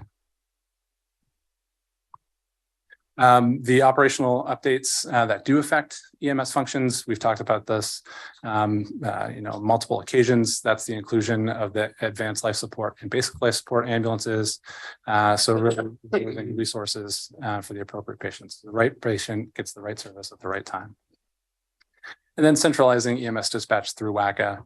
It creates an efficiency at the dispatch point when the call takers and dispatchers can see where all of the EMS apparatus are located in real time. Their CAD makes the recommendation of which unit to select, and those units are sent on the call. So coming this fall, we would have liked this to start on August 1. However, WACA, as we in the EMS system decided to change everything, so did WACA, and they moved into a brand new building. And with that came the idiosyncrasies of a move of that complexity. So for them to build, test, and train on all of the new dispatching and triage criteria, that physical space didn't exist actually until very recently. So that put them a little bit behind the curve, and that will be coming in fall of 2023. The projected date is November 1 for the ALS and BLS calls to be dispatched at the triage and WACA level. So my diagram, unfortunately, I just want to clarify, is not entirely accurate in that at the BLS arm, there will be a fire first response as well. So if we're looking at the picture, I just wanted to be clear that everybody, all calls get that fire first response as well. Additionally, we're shifting focus solely from a time-based response for compliance to clinical measures, starting with cardiac arrest. And we chose components of a resuscitation that we have the most operational control over. So effectiveness and quality of CPR, defibrillations, timing and rate and depth of ventilations, picking those components that have been shown to have the best impact on overall survival and outcomes. So that brings me to the endorsement of the ASA. Again, this should actually say ASP, so Ambulance Service Area Plan. The state is who is responsible for approving the plan, but that comes with the endorsement of the board. So again, the county has included in this ASA each of the subjects or items set forth by state rule. Consideration was given to each in addressing during this process, and all sections that were prescribed have been covered in our Ambulance Service Area Plan, and in detail reasonable for a county that has code and administrative rules. And the board's judgment, the continuation of the single ambulance service area, Washington County allows for the most efficient and effective provision of services. And again, as I mentioned, a single ASA provides for that. And to the extent where applicable, Washington County has complied with ORS 682.062. That's the rule that tells us we have to have the plan. And then .063 are those elements that they want to see contained within the plan. And we have complied with all of those. So the next steps, currently our ASP is with the state of Oregon's EMS and trauma program for their review. Also, we would like to bring this forward on July 25th as an action item for your endorsement, and then transition to operations under that updated ambulance service area plan as of August 1st. Yeah. Commissioners, any questions or comments? I have a little question on the, I'm not sure which slide it is, but it's the one with the county map in blue and it's ambulance service area. It's up toward the beginning, right there. So there's a little tiny white area in District 2, and I don't, is that what was formerly Area 91? In the kind of on the northeast-ish side there? Right there. Yeah, I think that was a shading error. Oh, okay. Because that little corner of the county, I believe, was just recently annexed. Is that right? Well, I don't know if it's recent, but 2014. Oh, okay. Well, so, and that's what I just didn't know. So yeah, I think that was a shading area, but okay. we'll make sure that that's accounted for. Can we correct that on the slide too? That's on our website post meeting. Yeah, absolutely. Great. Thank you. Mm-hmm. So I'm assuming that our new ambulance service is in the conversation as well for these changes, because I like where we're going. I know that we've talked about this for quite some time, so I'm excited about implementing these new additional services. So, but AMR, I'm assuming, is somewhere in that conversation with this. They're in that conversation in that the document that they reviewed for their RFP, their request for proposal submission, contained nearly identical language as what we're moving to. So again, where places that were future tense in language are now present tense. So they know what the expectations are. They know what how EMS will operate and the integration between fire first response, and that was all accounted for in their proposal. Yeah, you've been very candid about that, so there should be no surprises. That's right. No, and this goes to the why we are here, that this is the final update to our information to reflect all those points that were made clear and negotiated in the franchise agreement as well. Yes, that's right. No questions from me. Okay. I just have one thought. I'll certainly be reinforcing this at the upcoming chair mayor's meeting. But towards that banner of the multi-year process of helping our city councils, all of our fellow elected officials from state on down to better understand what is the county portfolio, what is our role. Ms. Angie, this is actually a question for you, but relates to my colleagues as well. Commissioner Willie is over the last couple of years at least more disciplined about meeting with city councils 2-3 times a year. I was wondering, given this county-wide service and this being so basic to what the state requires of counties, should I make the rounds with cities to let them know, yep, we did this major update? I mean, two things that I'm particularly proud of is that making sure the patient gets the right service at the right time through advanced life support or basic life support and the common dispatch via WACA. So it's a political question, but it really goes towards that understanding of different levels of government having different roles and responsibility, but in the end, making sure that we're meeting community need. So staff can certainly support you in that because it really is pulling together our communications into a slide deck that you could use to give such a presentation to our city partners. That would be very doable for us, and staff could be there as support if there's questions. Absolutely. Yeah, I don't think that will be necessary. But what I think I might do is look towards this and a few other things that we have going on and really building up that base, is certainly including my colleagues, but more towards making sure that before we have that kickoff at the the community county strategic plan program, that we've built towards more common understanding of what counties do and why counties do it. Excellent. Thank you very much. Good job. Thank you. Thank you. So we now know what we're doing July 25th and onward ho for good luck with August 1st. Every time I see an ambulance in our community, I'm reminding myself that changeover is coming up. Ms. Angie, do we have everyone you need for the ERP? Just if not, we can take a 5-minute break. Can we just take a 5-minute break anyways? Yep.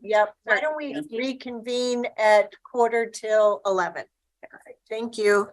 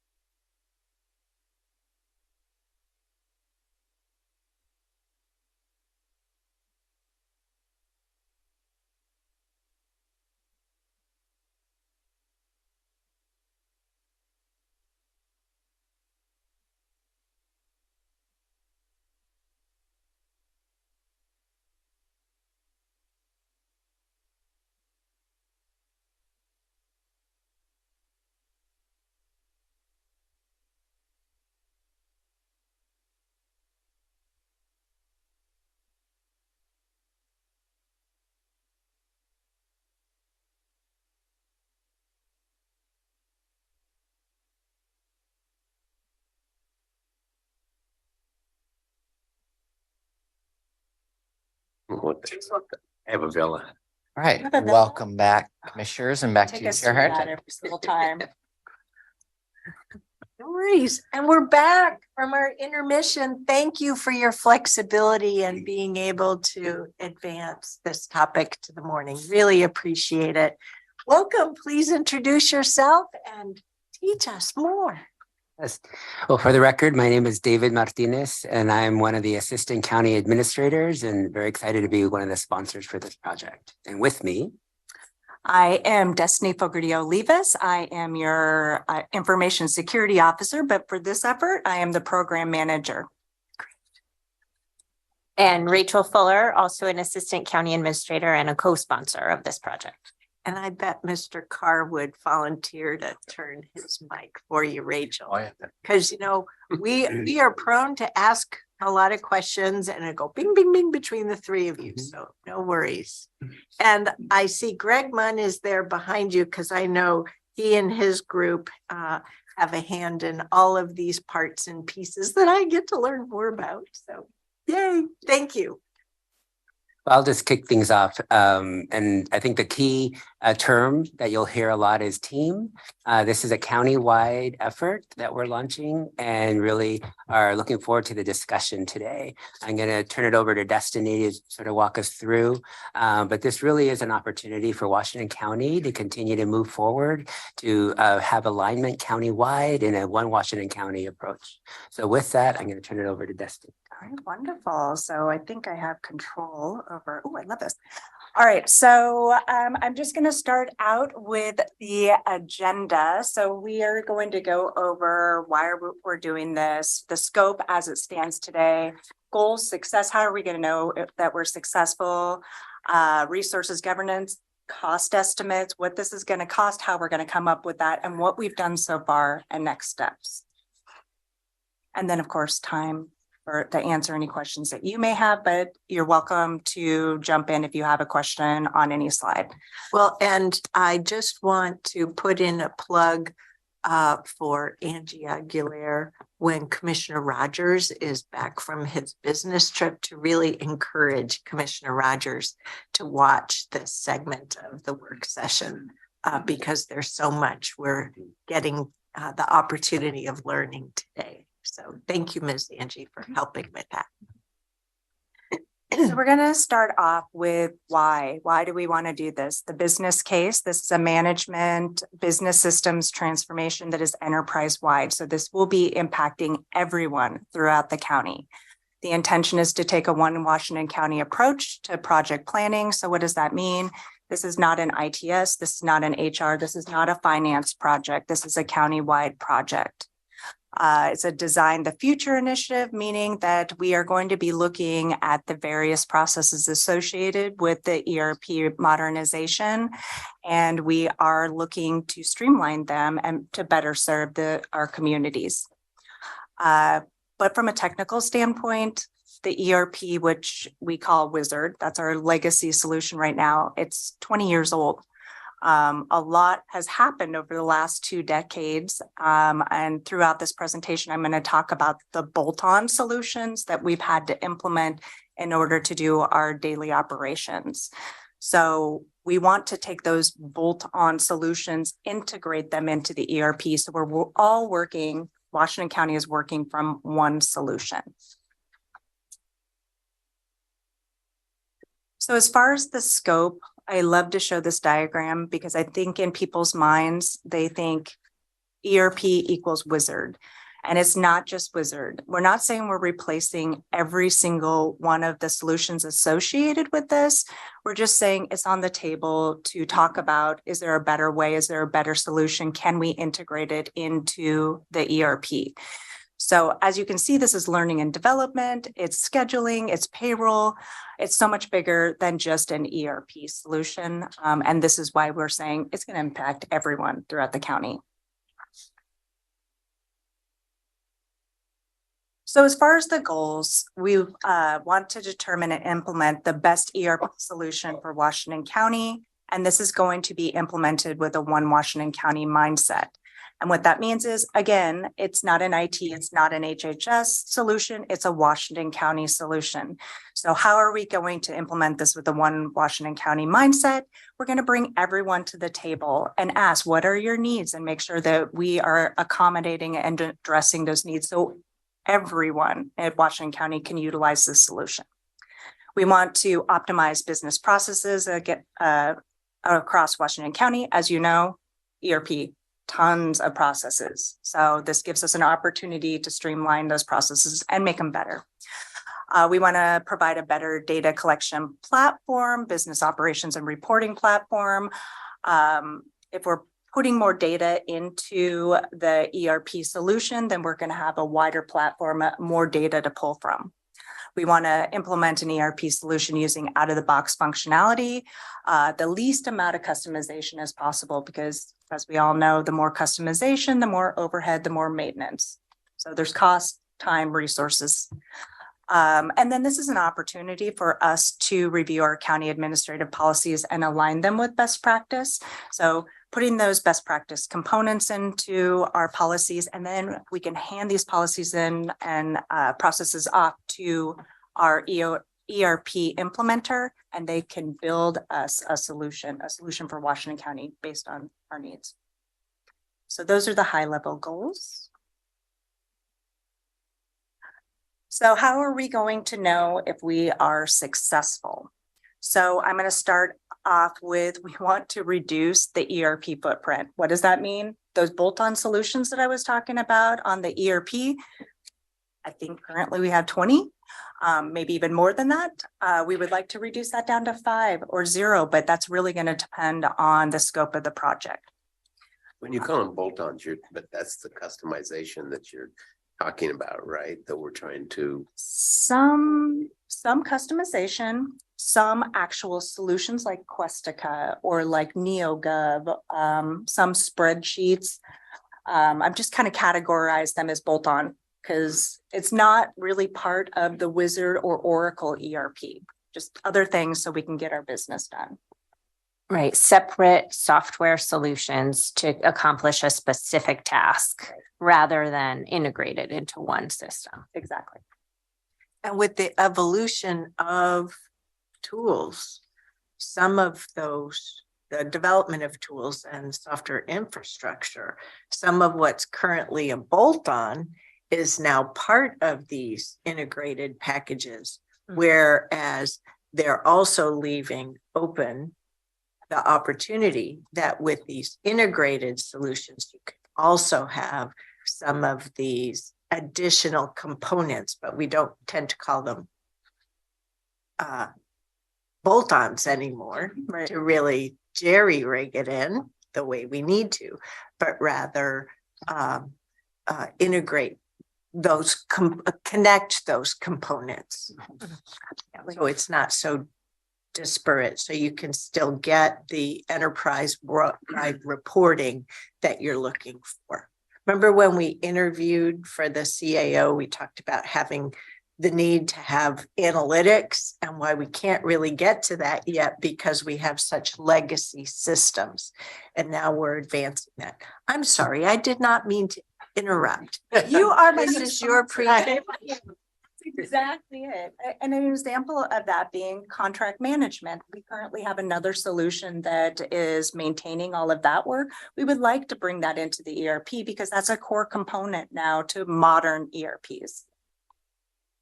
Okay. All right. So thank you for that.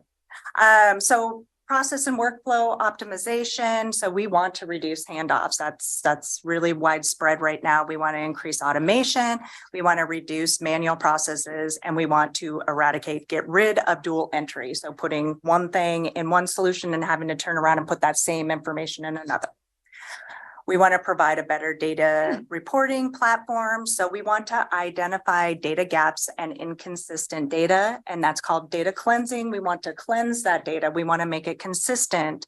So that's conversion component, and put that clean and nice new data in the new ERP solution. So we have better reporting capabilities. We also want to take the spreadsheets that we have out there that we're tracking all this great information in and put them into the ERP so we have better, robust data to report from. And as I mentioned before, success, a big component of success for this project is countywide engagement. So we built countywide engagement into the project plan. We are going to be doing listening sessions. This is new for some people. This is going to be uncomfortable for some people. So we want them to come in and talk to us, and we can kind of alleviate some of that stress. We want to gain their information and make sure we build it into the project. Additionally, we have some fun activities that we want to do, like we named the ERP solution wizard. So what are we going to name the new ERP solution? So we'll have some sort of event for that. I also have post-project survey, but we're going to be doing surveys throughout the whole project just to make sure that our key stakeholders are being heard, their information, what they need is being integrated into the project plan and delivered. The one comment I would just add with a countywide engagement, as we know, people really hang on to what they know. So those, the spreadsheets and just the different systems. And so having them be a part of this process will really help sort of own and have the sort of full, investment in what this means. And so that's one piece that I think the team is really paying close attention to, is how county-wide everyone does touch the system. And so we want to be able to engage them. Absolutely. Much more accepting of the new platform. Yeah. Gain buy-in. Mm-hmm. Right. Change management is built into the project plan. Risk and dependency. So one thing that I'm making an assumption, and I'm hoping that you're supportive of this, is to make this a high priority county-wide project. It's very important that the resources that are allocated to this project are allowed to stay focused on this project in order to be successful. And that brings us to dependencies. We all know that there's a lot of other countywide projects that are going on at the same time. But again, I'm hopeful that we can stick with the assumption that resources won't be diverted unless they have to be.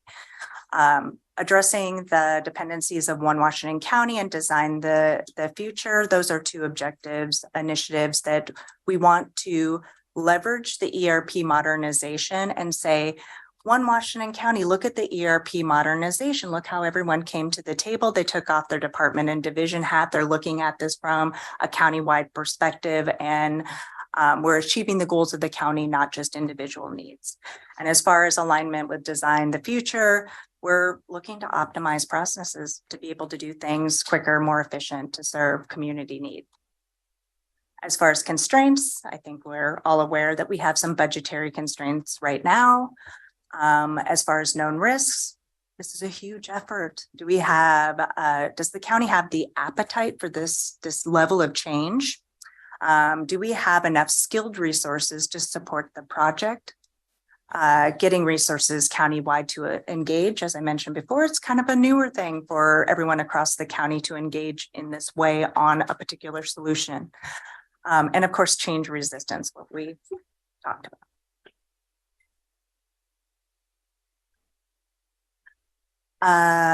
This is an additional slide that was in here. I'm just kind of presenting what the governance and resources will look like. Of course, the board is at the top. We'll have an executive steering committee that will be making decisions about cost estimates, policy.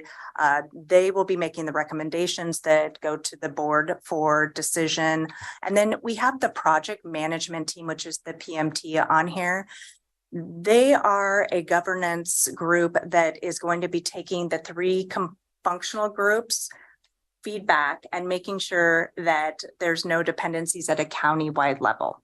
So the HR functional group, the finance functional team, and the technical functional team, they will kind of be siloed and trying to get their needs met, but then they will be coming back to the project management team to communicate what they want to implement and make sure there's no issues with that. So that's a little bit about the governance. But one thing that I do want to emphasize here is that we are looking to have 100% allocated resources. And when we get to the cost estimates, I'll kind of speak to that a little bit. Which were at cost estimate. So we have consulted with a consulting firm, Barry Dunn, who has been helping us through what we were calling phase one of the project. And that is from needs assessment all the way up to contract approval with our ERP vendor. So they have given us some of the estimates as far as what the subscription cost will be for a modern ERP. So that's where we came up with that cost. You will notice that the biggest high ticket items are the implementer, the ERP implementer team. Those are the people that are going to come in and actually implement the solution. So you have the solution provider, you have an implementer. And then based on what we learned from Multnomah County, other counties, sister organizations, we need to backfill resources because we need project resources to be 100% allocated. So we came up with 34 people based on what Multnomah actually had working on the project.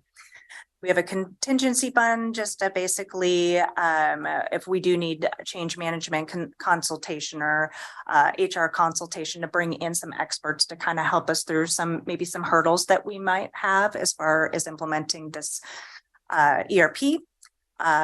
Just keeping Wizard up and running. And then the additional cost is the possibility of having a third-party project management service, just like Barry Dunn is doing for us right now, to kind of help us with project management.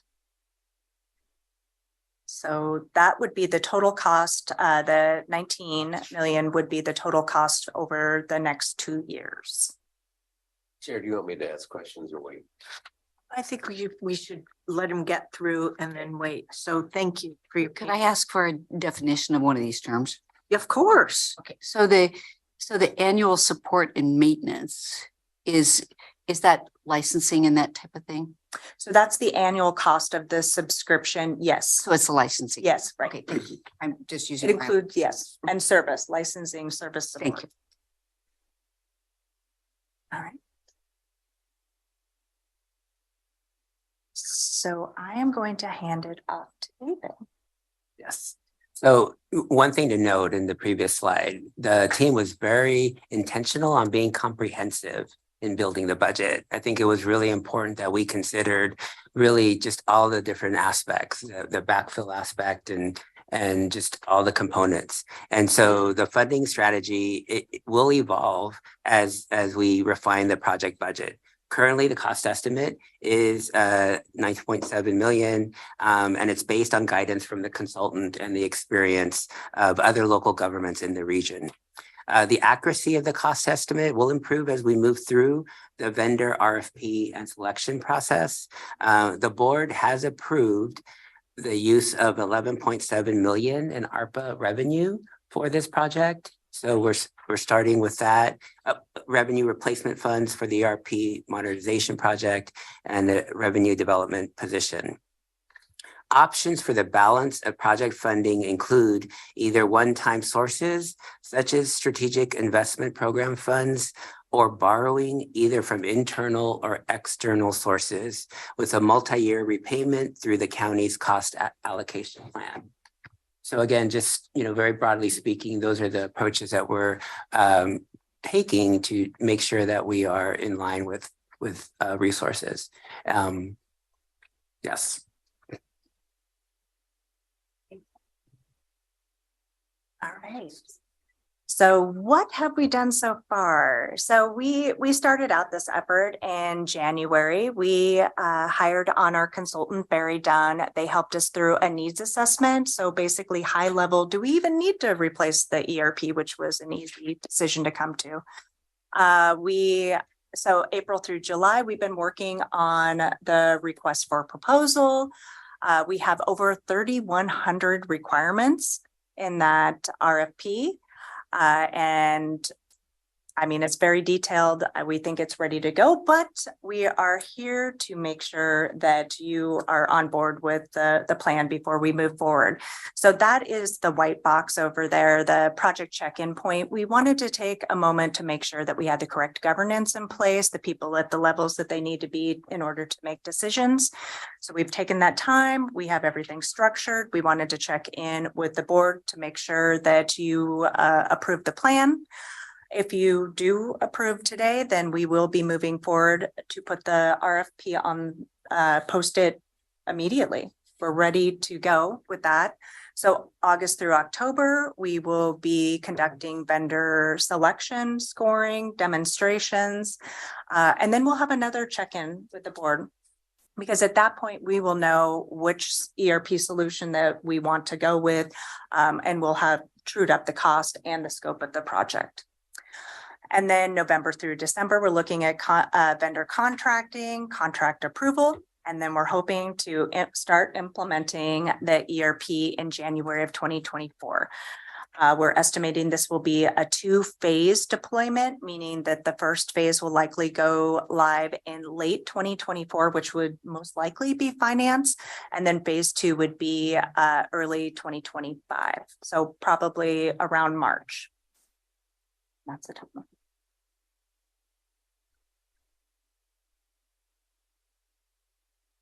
And then we are here to answer any questions that you may have.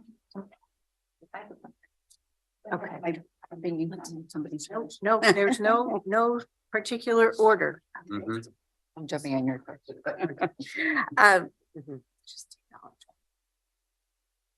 I just want to really, I'm sorry, just to interject, I just want to frame up the policy questions and so does the board require any additional information? It's a different slide. Yeah. Yes. Our apologies for the Yes, yeah. with the slide, but sort of to bring it back to, again, does the board require any additional information about the ERP project, scope, budget, investment strategy, milestones, and timeline? And does the board support the investment strategy and improving the ERP project forward with the key milestones described? So those are the broad policy questions. Let me just pause there. Those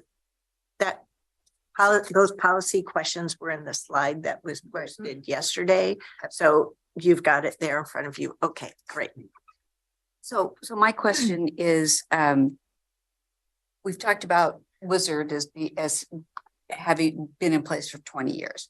What is the expected length of life for this system? I mean, I know we don't know definitely, but. What are you aiming for? I was going to say, I'm going to let Sam Flip a answer chair, that. Sam. Yeah. Flip a chair. Good morning, everybody. My name is Sam Kim. I'm the interim chief information officer for Washington County. First of all, excellent presentation, an excellent question, and an excellent explanation of what ERP really means when it's integrated.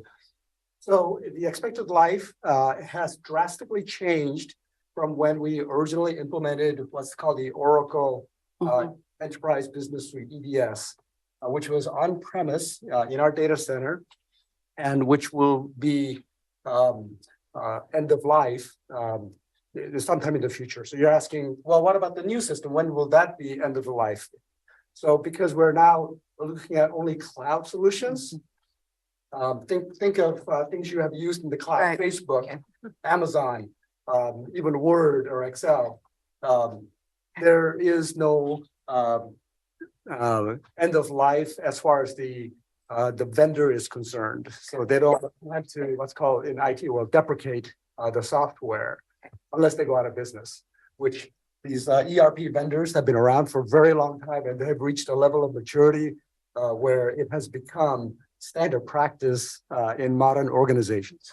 So it moves out of being an asset of ours to being something that we're like renting, so to speak, or licensing for use. Is that correct? You subscribe. We subscribe to it, just like we do with Office 365 today. Instead of launching a CD or a disk, we now just go to the cloud and launch our Office and then maybe download some software that gets normally updated.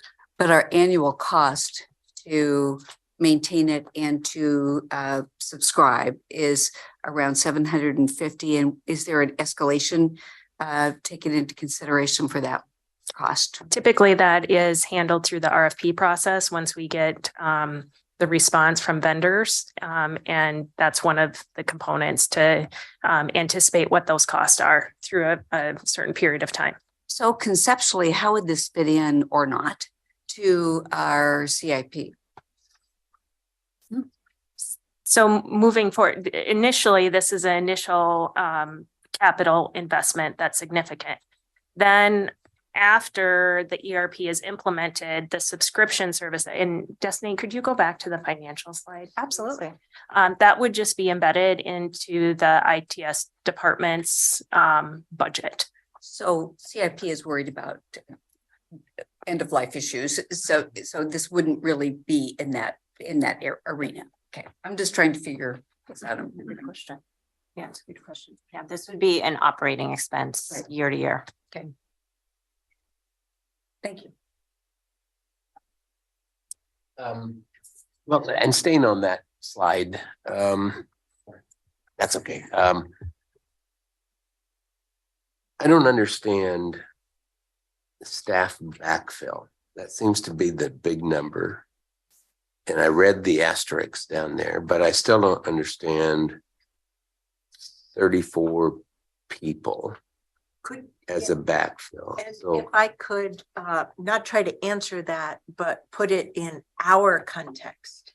So we know that Wizard and all these bolt-ons, plus other spreadsheets, other existing processes are used to deliver service. And while you're in the process of doing all this, including a transition phase and moving to improved processes, we organizationally still have to deliver service. So what they're trying to do is so I need you to tell the story for us of how we are successful in continuing to deliver that community service while going through all this assessment of a new ERP and transitioning over. So it's that language, and I need some additional phasing talked about, because you don't go out and hire 34 people tomorrow, but they've estimated it and they have to plan it. So help me. Sure, I'm happy to help us try to, understand. sure, I'm happy to try to take that one and then invite my colleagues if I don't answer it correctly. But what you just explained, Chair, is exactly right. We are going to be. But I wasn't trying, let me be clear. I have a need along those same lines, and that's what I was trying to. Yes, get I at. understand. Yeah, thank you. So staff will be continuing to run payroll, continuing to run our contracting processes to keep the county running and to deliver county services. So that will not change. At the same time, we are evaluating all of our business processes. We're mapping out all of our business processes and looking at what those new and update and modern processes will be in the new system. And then we're over a period of time changing all of these old processes into the new process. And so it's just simply too much for someone to do on top of their day-to-day job. It is less efficient for the county, and it doesn't allow for the type of focus on the new processes and the learning and the change management that really needs to occur when you're implementing a system of this scope and scale that touches every single employee in the county. So that's the reason for the backfill. At the end of the day, is just far more efficient to bring in additional resources, whether they're backfilling staff who can move over to the new system and do the new work, or the other way around. That would be something that the individual departments would consider. We have estimated this based on Multnomah County, which is a bigger organization. And so again, we will refine that number, but we did want to go in, making sure that the organization knew they were supported in the change management, that the staff knew that there would be additional support as we move through this process. So there will be different times in the project that these backfill staff are hired, and then they will not stay. I mean, they're here for the life of the project. You're finally getting to the point that hasn't been talked about. Some of these will be contracted resources, limited duration resources, but it's for the purpose of this project. So we're not That's right. saying Not adding expand employees. the workforce base by 34. Yeah, I see it's not that number is not in the maintenance column. So I assume that these would be temporary folks, which is kind of interesting. Also, the fact that we are using Multnomah County as kind of a baseline on this, that implies that Multnomah County has already done this. Okay. So what But can I build on that Sure. query? Ms. Angie, could you speak to how through the team's experience, particularly with ICMA and beyond, you have confidence through other local governments, whether it's Washington State, ICMA, collective group thinking for ERP kind of stuff. So I'm happy to address that. help ground us on that if you could. So myself, as well as several of the colleagues at this table, have worked through an ERP transition. I've worked through two. I will speak to one that went well and one that did not go well. The one that went well, we resourced with backfill that was refined through the project as we determined what the needs are. As you see, this is just an estimate. It doesn't say where those backfill positions will be resourced in departments. That's what we'll need to work with once we have a vendor on board. The ERP transition that went well, we resourced that and took just the approach as we are now in this proposed project, a one Washington County approach, and we landed on our timeline and our milestones.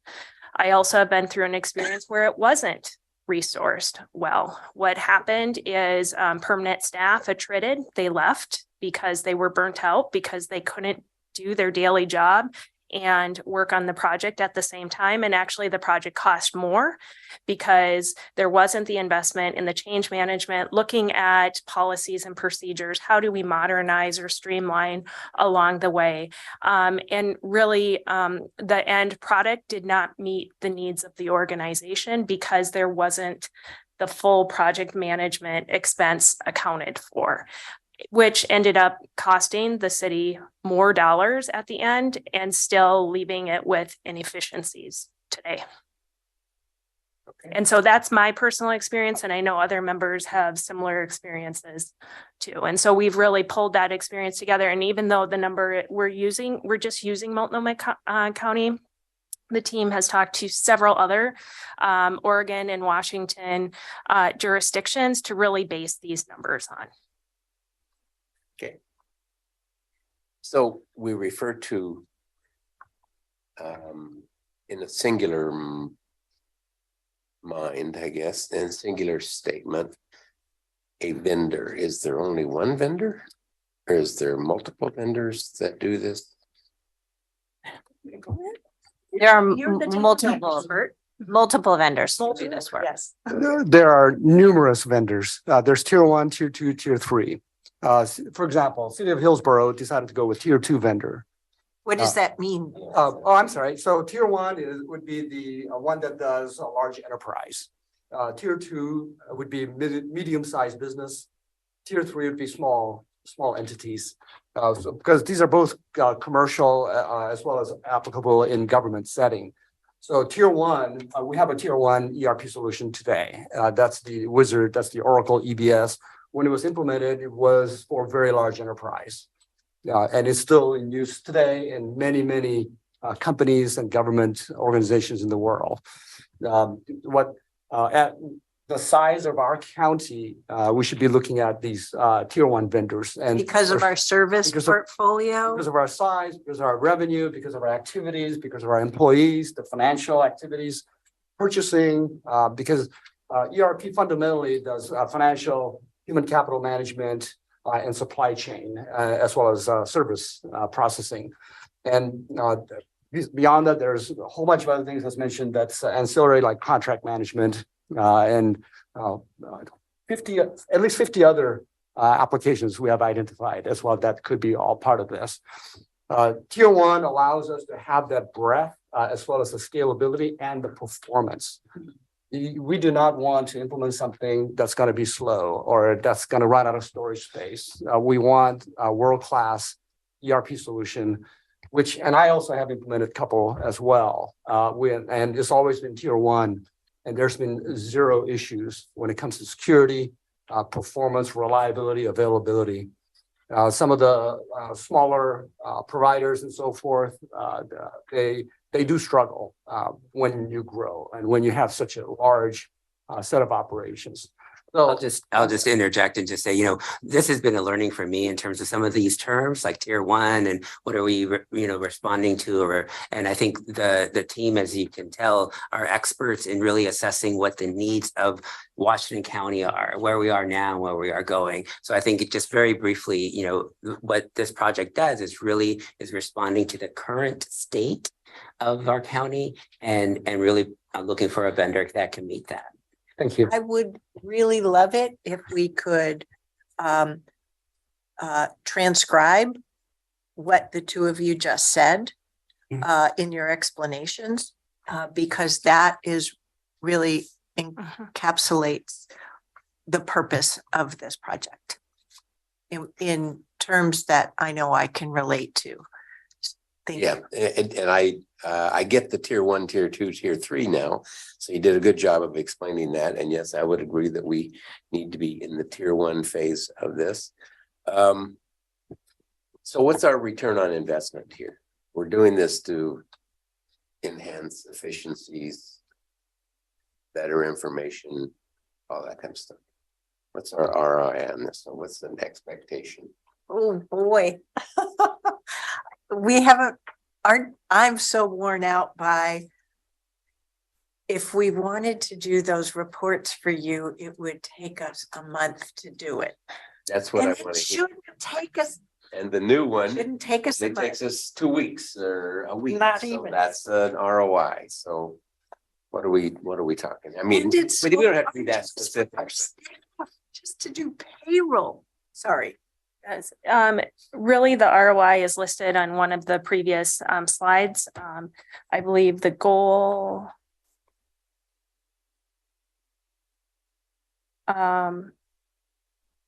Yeah, so optimizing, I'm just going to touch on a few of these and kind of translate that into ROI language.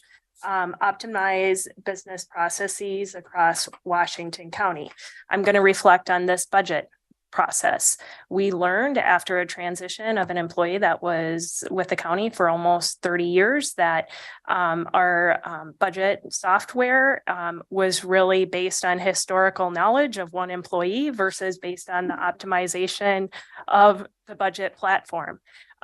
Greg Munn, when he started as CFO, had hopes and dreams to come be able to deliver more frequent financial reports to your board. Mr. Munn's worked with our ITS department, and we have determined to produce those reports. Really, we have to wait for an ERP. Your board has asked for increased employee demographic data on an ongoing basis. I can't produce that for you right now without days of HR time, having to go through multiple systems to be able to access that data. So with staff, long tenured staff, that demographic of the workforce changing and really human knowledge powering our systems versus the systems holding the information is one ROI. I would also lift up data integrity, data loss with the transition of information from spreadsheets into a system that's human powered. So there's an ROI on use of that staff time for higher purpose needs, but then there's human error too. And so having a system that handles, there's a huge ROI. This isn't an ROI that I can put together within a spreadsheet. I will say though, that employee engagement efforts that we've had to date, there's excitement that we are moving to a new system and hope for employees. And I think just the number of, as Destiny had called the bolt-on systems, there will be a cost savings that is built into this because we're not supporting multiple softwares too over time. We're moving to one centralized system. Is that helpful? Yeah, that's a good answer. Okay. And Commissioner Therese has something to integrate into this query. Okay. No, I'm done. Thank you for that. Or did you mean you have another question? Another Okay. question. All right. Before I go, you'll be able to come back to that. So you want to go? You want to have a second round question? Yes. Yes. So you'll get to do that before I go through my question. Okay. No, I'm done. So Oh, okay. jump in there. Commissioner Fye. I'll be quick. It doesn't matter. Thank you, Chair. Great presentation. This was really quite the learning, and quite the documents to read here, but very well put together this thing. So I want to commend you all. I did have a question about, well, I think I have two questions. One is for you, Tanya, but I'll ask Sam and the team here. This is a complete system overhaul is what I heard. And is that necessary, or could we do incremental changes? And what would that look like? We looked into that. So we have, and we have been doing incremental upgrades to stay modern, so forth. The engine of Oracle EBS has run out of steam, and it will no longer be supported sometime in the future. A date yet to be determined because Oracle keeps moving that date out. We could do other things such as move our on-prem to the cloud. That requires almost as much effort to do that as what we are proposing here. So any incremental improvement we thought of was actually going to be equal to or more expensive than rip and replace. And that migration that you're just talking about means we would still have all the problems, all the inefficiencies that we have today. Thank you. I think you're very well answered, and thank you, Chair, for the follow-up. And my other question is, I'll just refer to Tanya. The county's financial situation. This is a big ticket item here. And I think while we passed a balanced budget, if we even dice this ticket item, 19 million or so, if we even divide it half or so, it will be about 40% of the $25 million we were addressing. So how does this fit into the projections that has been set forth for Washington County in terms of future journey around financial situations? So this is an investment in our operational resilience and modernization here at Washington County. It is an investment into our future state, and that's, as the team had indicated, it really is part of that design the future. If we continue to not invest in this system, we will continue to have the same issues that were lifted up. Also, Sam had indicated we don't know how long the current system is going to be supported. And if it's not supported, that puts us in a very vulnerable operating state. That makes me very nervous. This is the core technology backbone of the county that keeps our day-to-day operations running, our operations serving community. So that would be the why. The team has been really looking at what those financial kind of models are. And as you saw, on one of the slides, combined funding strategy and approach using the revenue replacement funds, plus funding through the cost allocation plan to departments over a period of time. We'll know more what that looks like, Nafisa, when we get the costs from the RFP process, and then can do those projections out to departments. This is going to have an impact on our cost allocation plan, but as your county administrator, I would strongly suggest, from, once again, modernization of our work and also just an organizational resilience, that we do move forward at this time. At the same time, we are addressing our financial challenges. Is that helpful? Very, very much so, Tanya. Thank you.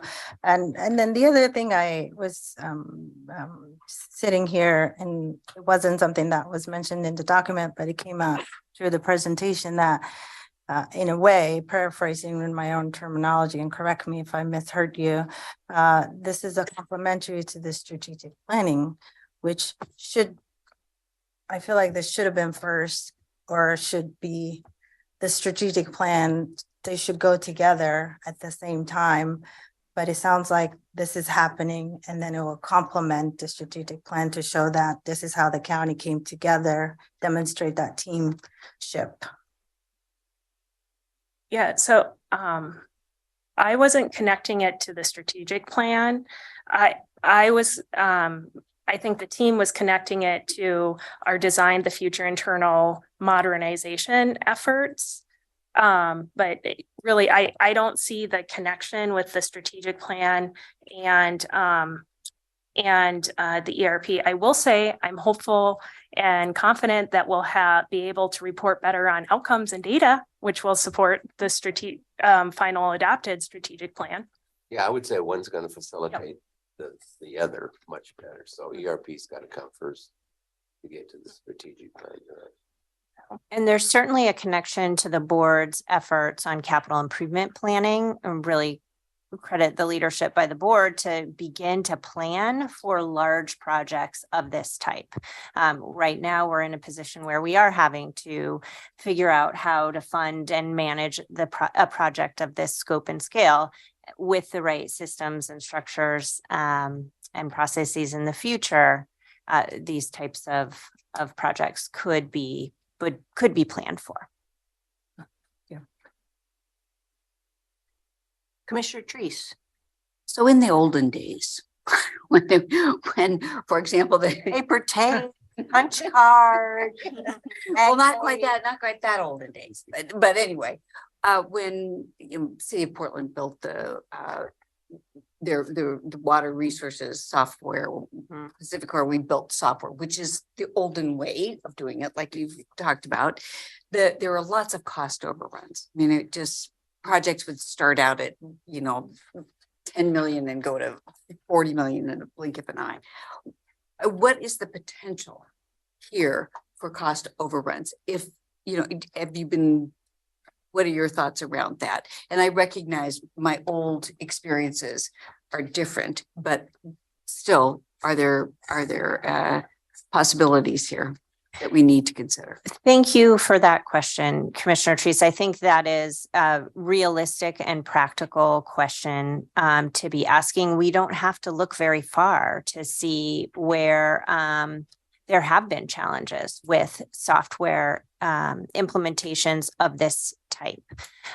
We have put the project structure in place to monitor and manage that on an ongoing basis. And I think one thing we owe to the board is to report on the budget. The best defense we have is that strong project management. It is the backfill of those positions. It's bringing in expertise to look at the processes and the systems, our internal processes that we need to replace. So that's what we're doing to to prevent those cost overruns. And I think what we can do is just continue to report on them. We do feel like we've built a budget that has an appropriate contingency, has appropriate backfill. We've worked with a consultant on that. So we are going into it with providing you with as much information as we can at this time. If I could just follow up with that, when you look at some of the principles that were up there, basically take it out of the box, no customization. The failures that you have cited at Pacific Power and Light or Pacific Core and other government and other big companies and government agencies, mostly were a result of extreme customization or their own development. Yes. We're not doing any of that here. Yes, yes, that's, I understand that. I just wanted to make sure that it's painful enough.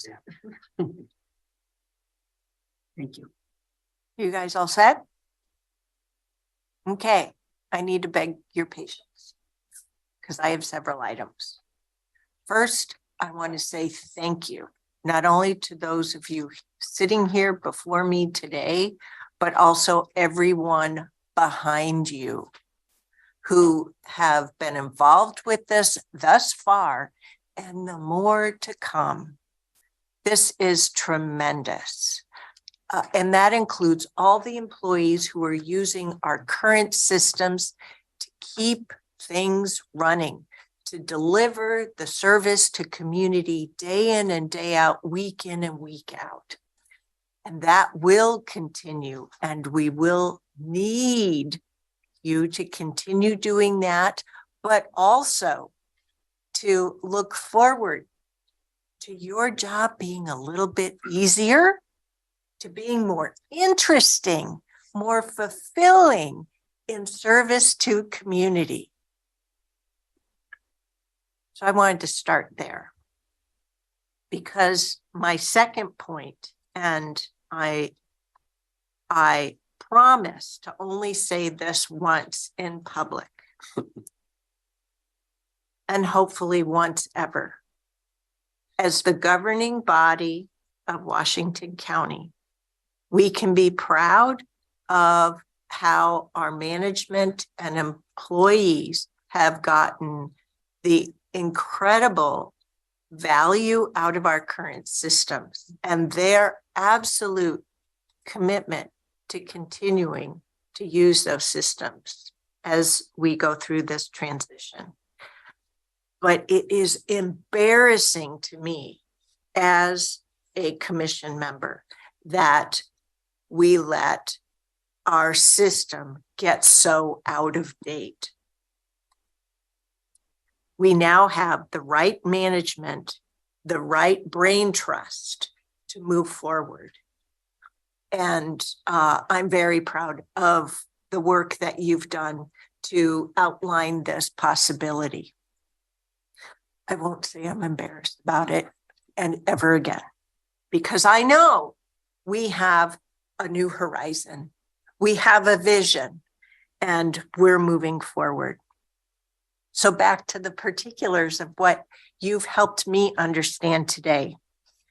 You've definitely made it clear why the community should care, particularly on your business case slide number 3. I would like to encourage you to help our employees at all levels understand why they should care. And for me, what I know is that the ERP solution is how we get our work done. It is a tool. And while you said on slide 5, ERP modernization and goals, you talked about everyone comes to the table so everyone in Washington County can use it. It really speaks to this is about how we do our work and how we do it in a way that is effective, interesting, fulfilling, because we have such an incredible workforce doing this public service. And this is how we help them do the job that we're asking them to do a little bit easier and effectively and out into the future in a way that they can be proud of. and excited about for their careers. Anyway, didn't mean to belabor all those points. It also speaks to me is why this is so important, and you were on goal page number 5. The value of government, that is a fundamental aspect of government in the United States, right? From the day one of the authorship of the US Constitution, what we do, how we do it, why we do it is evolutionary. That word evolve, and it's why it's so critical now that we invest in modernizing. You're building a system. We need to make sure we sustain the value of it over time, and it will help provide for additional pride in public service. Our employees are awesome. Slide number 7, ERP modernization, risk and dependency. Right now you have an assumption. This is a high county-wide priority. Ms. Angie, how do we move that from assumption to fact? What do you need me? What do you need us to do? So it moves from assumption to fact. That's a good question. So thumbs up from the board to move forward with the RFP process is really part of that moving assumption to fact. I think as the board had heard through my budget message this year, our departments simultaneously are working through the strain and struggle of just reduced resources. So I will continue to highlight and encourage phasing in certain projects or certain requests the board may have in the future, or if this becomes a pressure on resources, and encourage departments to lift that up so we can clearly prioritize our work. So I think that's the both and, because this isn't a one-day conversation. This is really a 2-year project plan. Okay. So I would ask you and Ms. Fuller to please help me take an AR for me that we come back to before I'm done. Okay.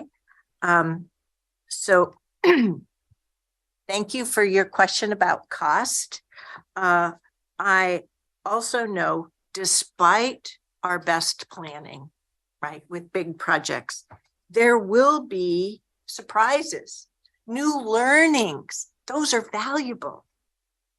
Problems along the way, change orders, integration time will shift, component understanding will shift, processes. Oh, it's taken us a little longer to evaluate those processes, or, ooh, we didn't know about that up front. I'm okay with that. Okay. But I would like to understand how those quote unquote contingencies or room for that is built into your systems, right? That they are built into your project team systems. And I appreciated seeing that block diagram, but also having an appreciation for at what point, as we're on the journey with you, when will something potentially escalate? So this comes to how I need a new phase slide. So I really appreciated the ERP modernization milestones, okay? But all of this to me is in the early phases, which comes back to, you talked earlier about monitoring and managing. You talked about phasing in. I do want there to be not just a thumbs up, but we've moved this from concept to fact. We're doing it, okay? We've made an initial commitment on investment of at least $10 million, and you'll come back to us in the future with the chosen and board approved option for funding the whole ball of wax. So here are some phrases that I use. These are just that will go towards the kinds of things I'm trying to appreciate out of your yet to be shared with me phase diagram. There's an evaluation phase. You're in it now, right? Then there's an acquire. This isn't serial. There are some things missing in here, right? Your RFP making, decision making on what in your project plans. But there's big space between evaluating to then acquiring, right? And then there's transitioning, optimizing, leveraging, because that's where leverage, you've already under transition, you have to take all those current processes and map them into the new one and figure out, oops, okay, we're going to need something different. So then you're going to go, oh, wow, we can do this now, right? Optimize. But then looking at, okay, how are we really implementing our full suite of needed analytics for the rest of the 2020s? But then what capabilities, what might we want in the 2030s? You know, analytics, decision support tools, that's where you're going to take what you've got and you're going to be able to leverage it further.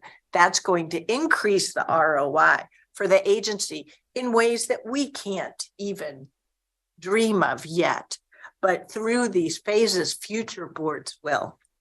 And then there's extend, right? Goes into the latter, because you have a cloud-based solution, because ERP maturity exists, you'll be able to extend the capabilities further for more value for the workforce, for the efficiency and effectiveness of the county government delivering for community benefit.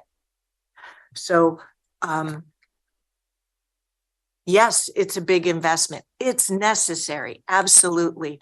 I want each of you and everyone behind you to know that this is necessary. This is a certainty that we're doing it, and that you're all proud. All the folks who are currently keeping the current system going, that they see the vision so that they can see how their work will be improved, right? And they're enrolled and moving in the future. So I can't thank you enough. I'm really excited. I do need us to have another touch point so I can better understand the valuable enormity of this. And go ahead. Is this making sense? Or am I off on a different planet? That's a big investment. You outlined that pretty well. Okay. And I think communicated a very strong support that we all embrace. I think. So thanks, good. And to underscore what you're saying, when you look at the timeline, which is page 10. Yep. I mean, we're not talking about a, this is going to take us a few years to get through. So it is, and that the importance of keeping the current system functional as we move forward and doing all these pieces. It's a big project. Yep. Actually, I think David, that you're looking for this might be like 11 because there's we have one slide that we don't have. There you go. Yep. Yes. Yep. That's, they had one additional. They had slide. one additional slide. Yep. That wasn't Yep. it. Oh, sorry, I didn't do my checklist 100% right. You talked about Barry Dunn, the consultant, and phase 1 needs assessment and contract. Can't read my own writing now. I don't know anything about consultants in this space, or anything. Could you tell us a little bit more, or tell me, how should I be comfortable that Barry Dunn is doing the work you need, that they have expertise in this? First off, let me apologize because the representative of Barry Dunn, who has been working with us, is driving back from Northern California and was hoping to make it here in time. So he could have spoken for himself and no worries. explained. But Barry Dunn is a consulting firm. They have done, I believe, thousands of ERP implementations. They specialize in this. One component of their group, I think that they're large, well, actually, David Ledbetter is here behind me. Welcome. Thank you. We curveball. Yeah. Very efficient today. Please come up to the table. Well, I heard my name outside. Your ears are burning. So welcome. We've just had an awesome project overview.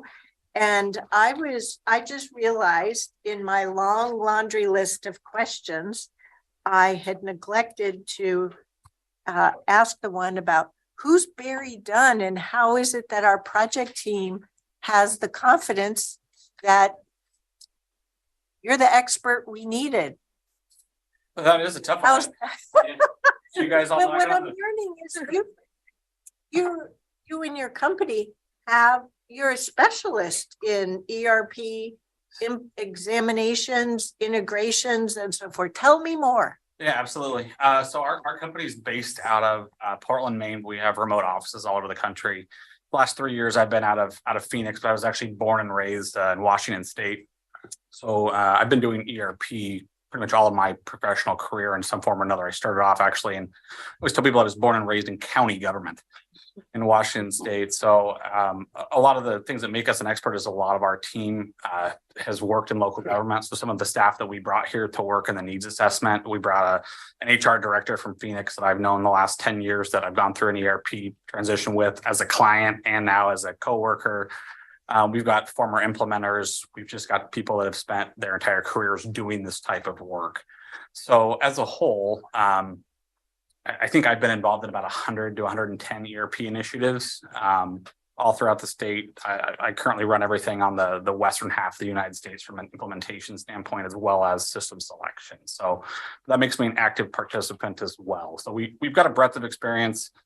And I think that's what probably separates us from our competitors. David, just really quickly, I just wanted to add in that even though we love Barry Dunn, and once we met them, we knew that it was a great partnership. We did look at 6 or so other vendors that were the names provided from other counties and organizations. So Barry Dunn actually won the selection process, and that's why they were chosen. So if you have time, I encourage you to watch the video from this work session. If you're interested, or maybe you were listening on your way in. I definitely was listening. I asked somebody, I said, can I ask where this is? And then I heard my name, David Ledbetter. They said, they're in that room. So I thought, you know what? Looked like magic from this side, I'm sure. Well, so I don't assume you had the opportunity to listen in, but one of the things that I tried to emphasize during my Q&A time slot here was ensuring that our current employees who are delivering our current county suite of services day in and day out know that this work towards a new ERP system does not replace them, right? But it will make their jobs easier, more exciting, and there will be more that they'll get to do in the future. So my question to you is, what is in doing this work with us to date and on into the future, what is that 30-second, it doesn't matter, but what is that that message that you want our employees to know about why this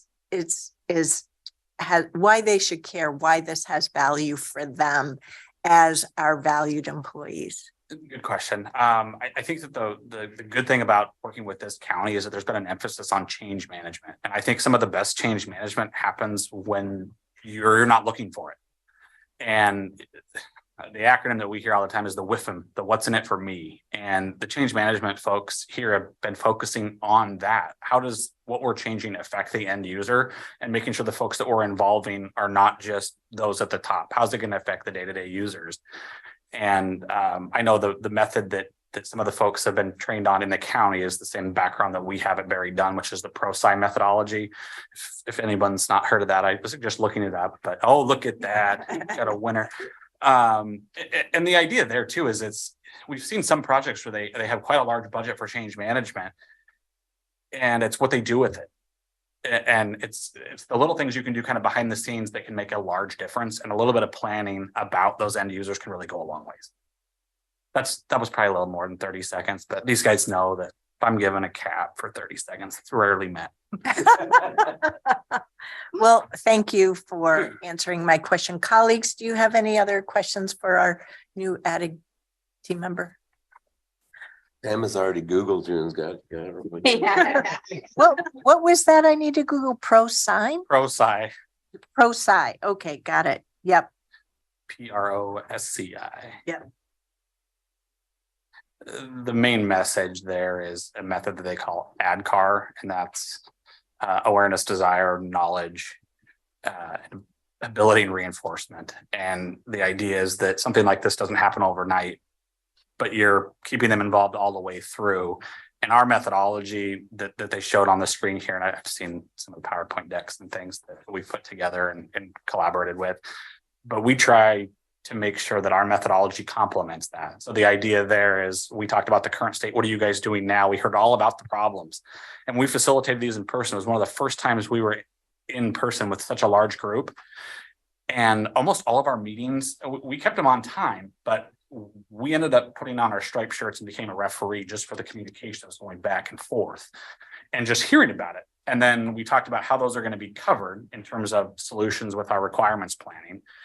And with that, you're building a coalition of users that are ready for change. So coming with an RFP that's going to be released relatively soon, we're going to get to see the solutions in action with a demo and continue to work with the stakeholders as we go forward. What an endorsement. Good work, project team. Great. Well, we're really excited.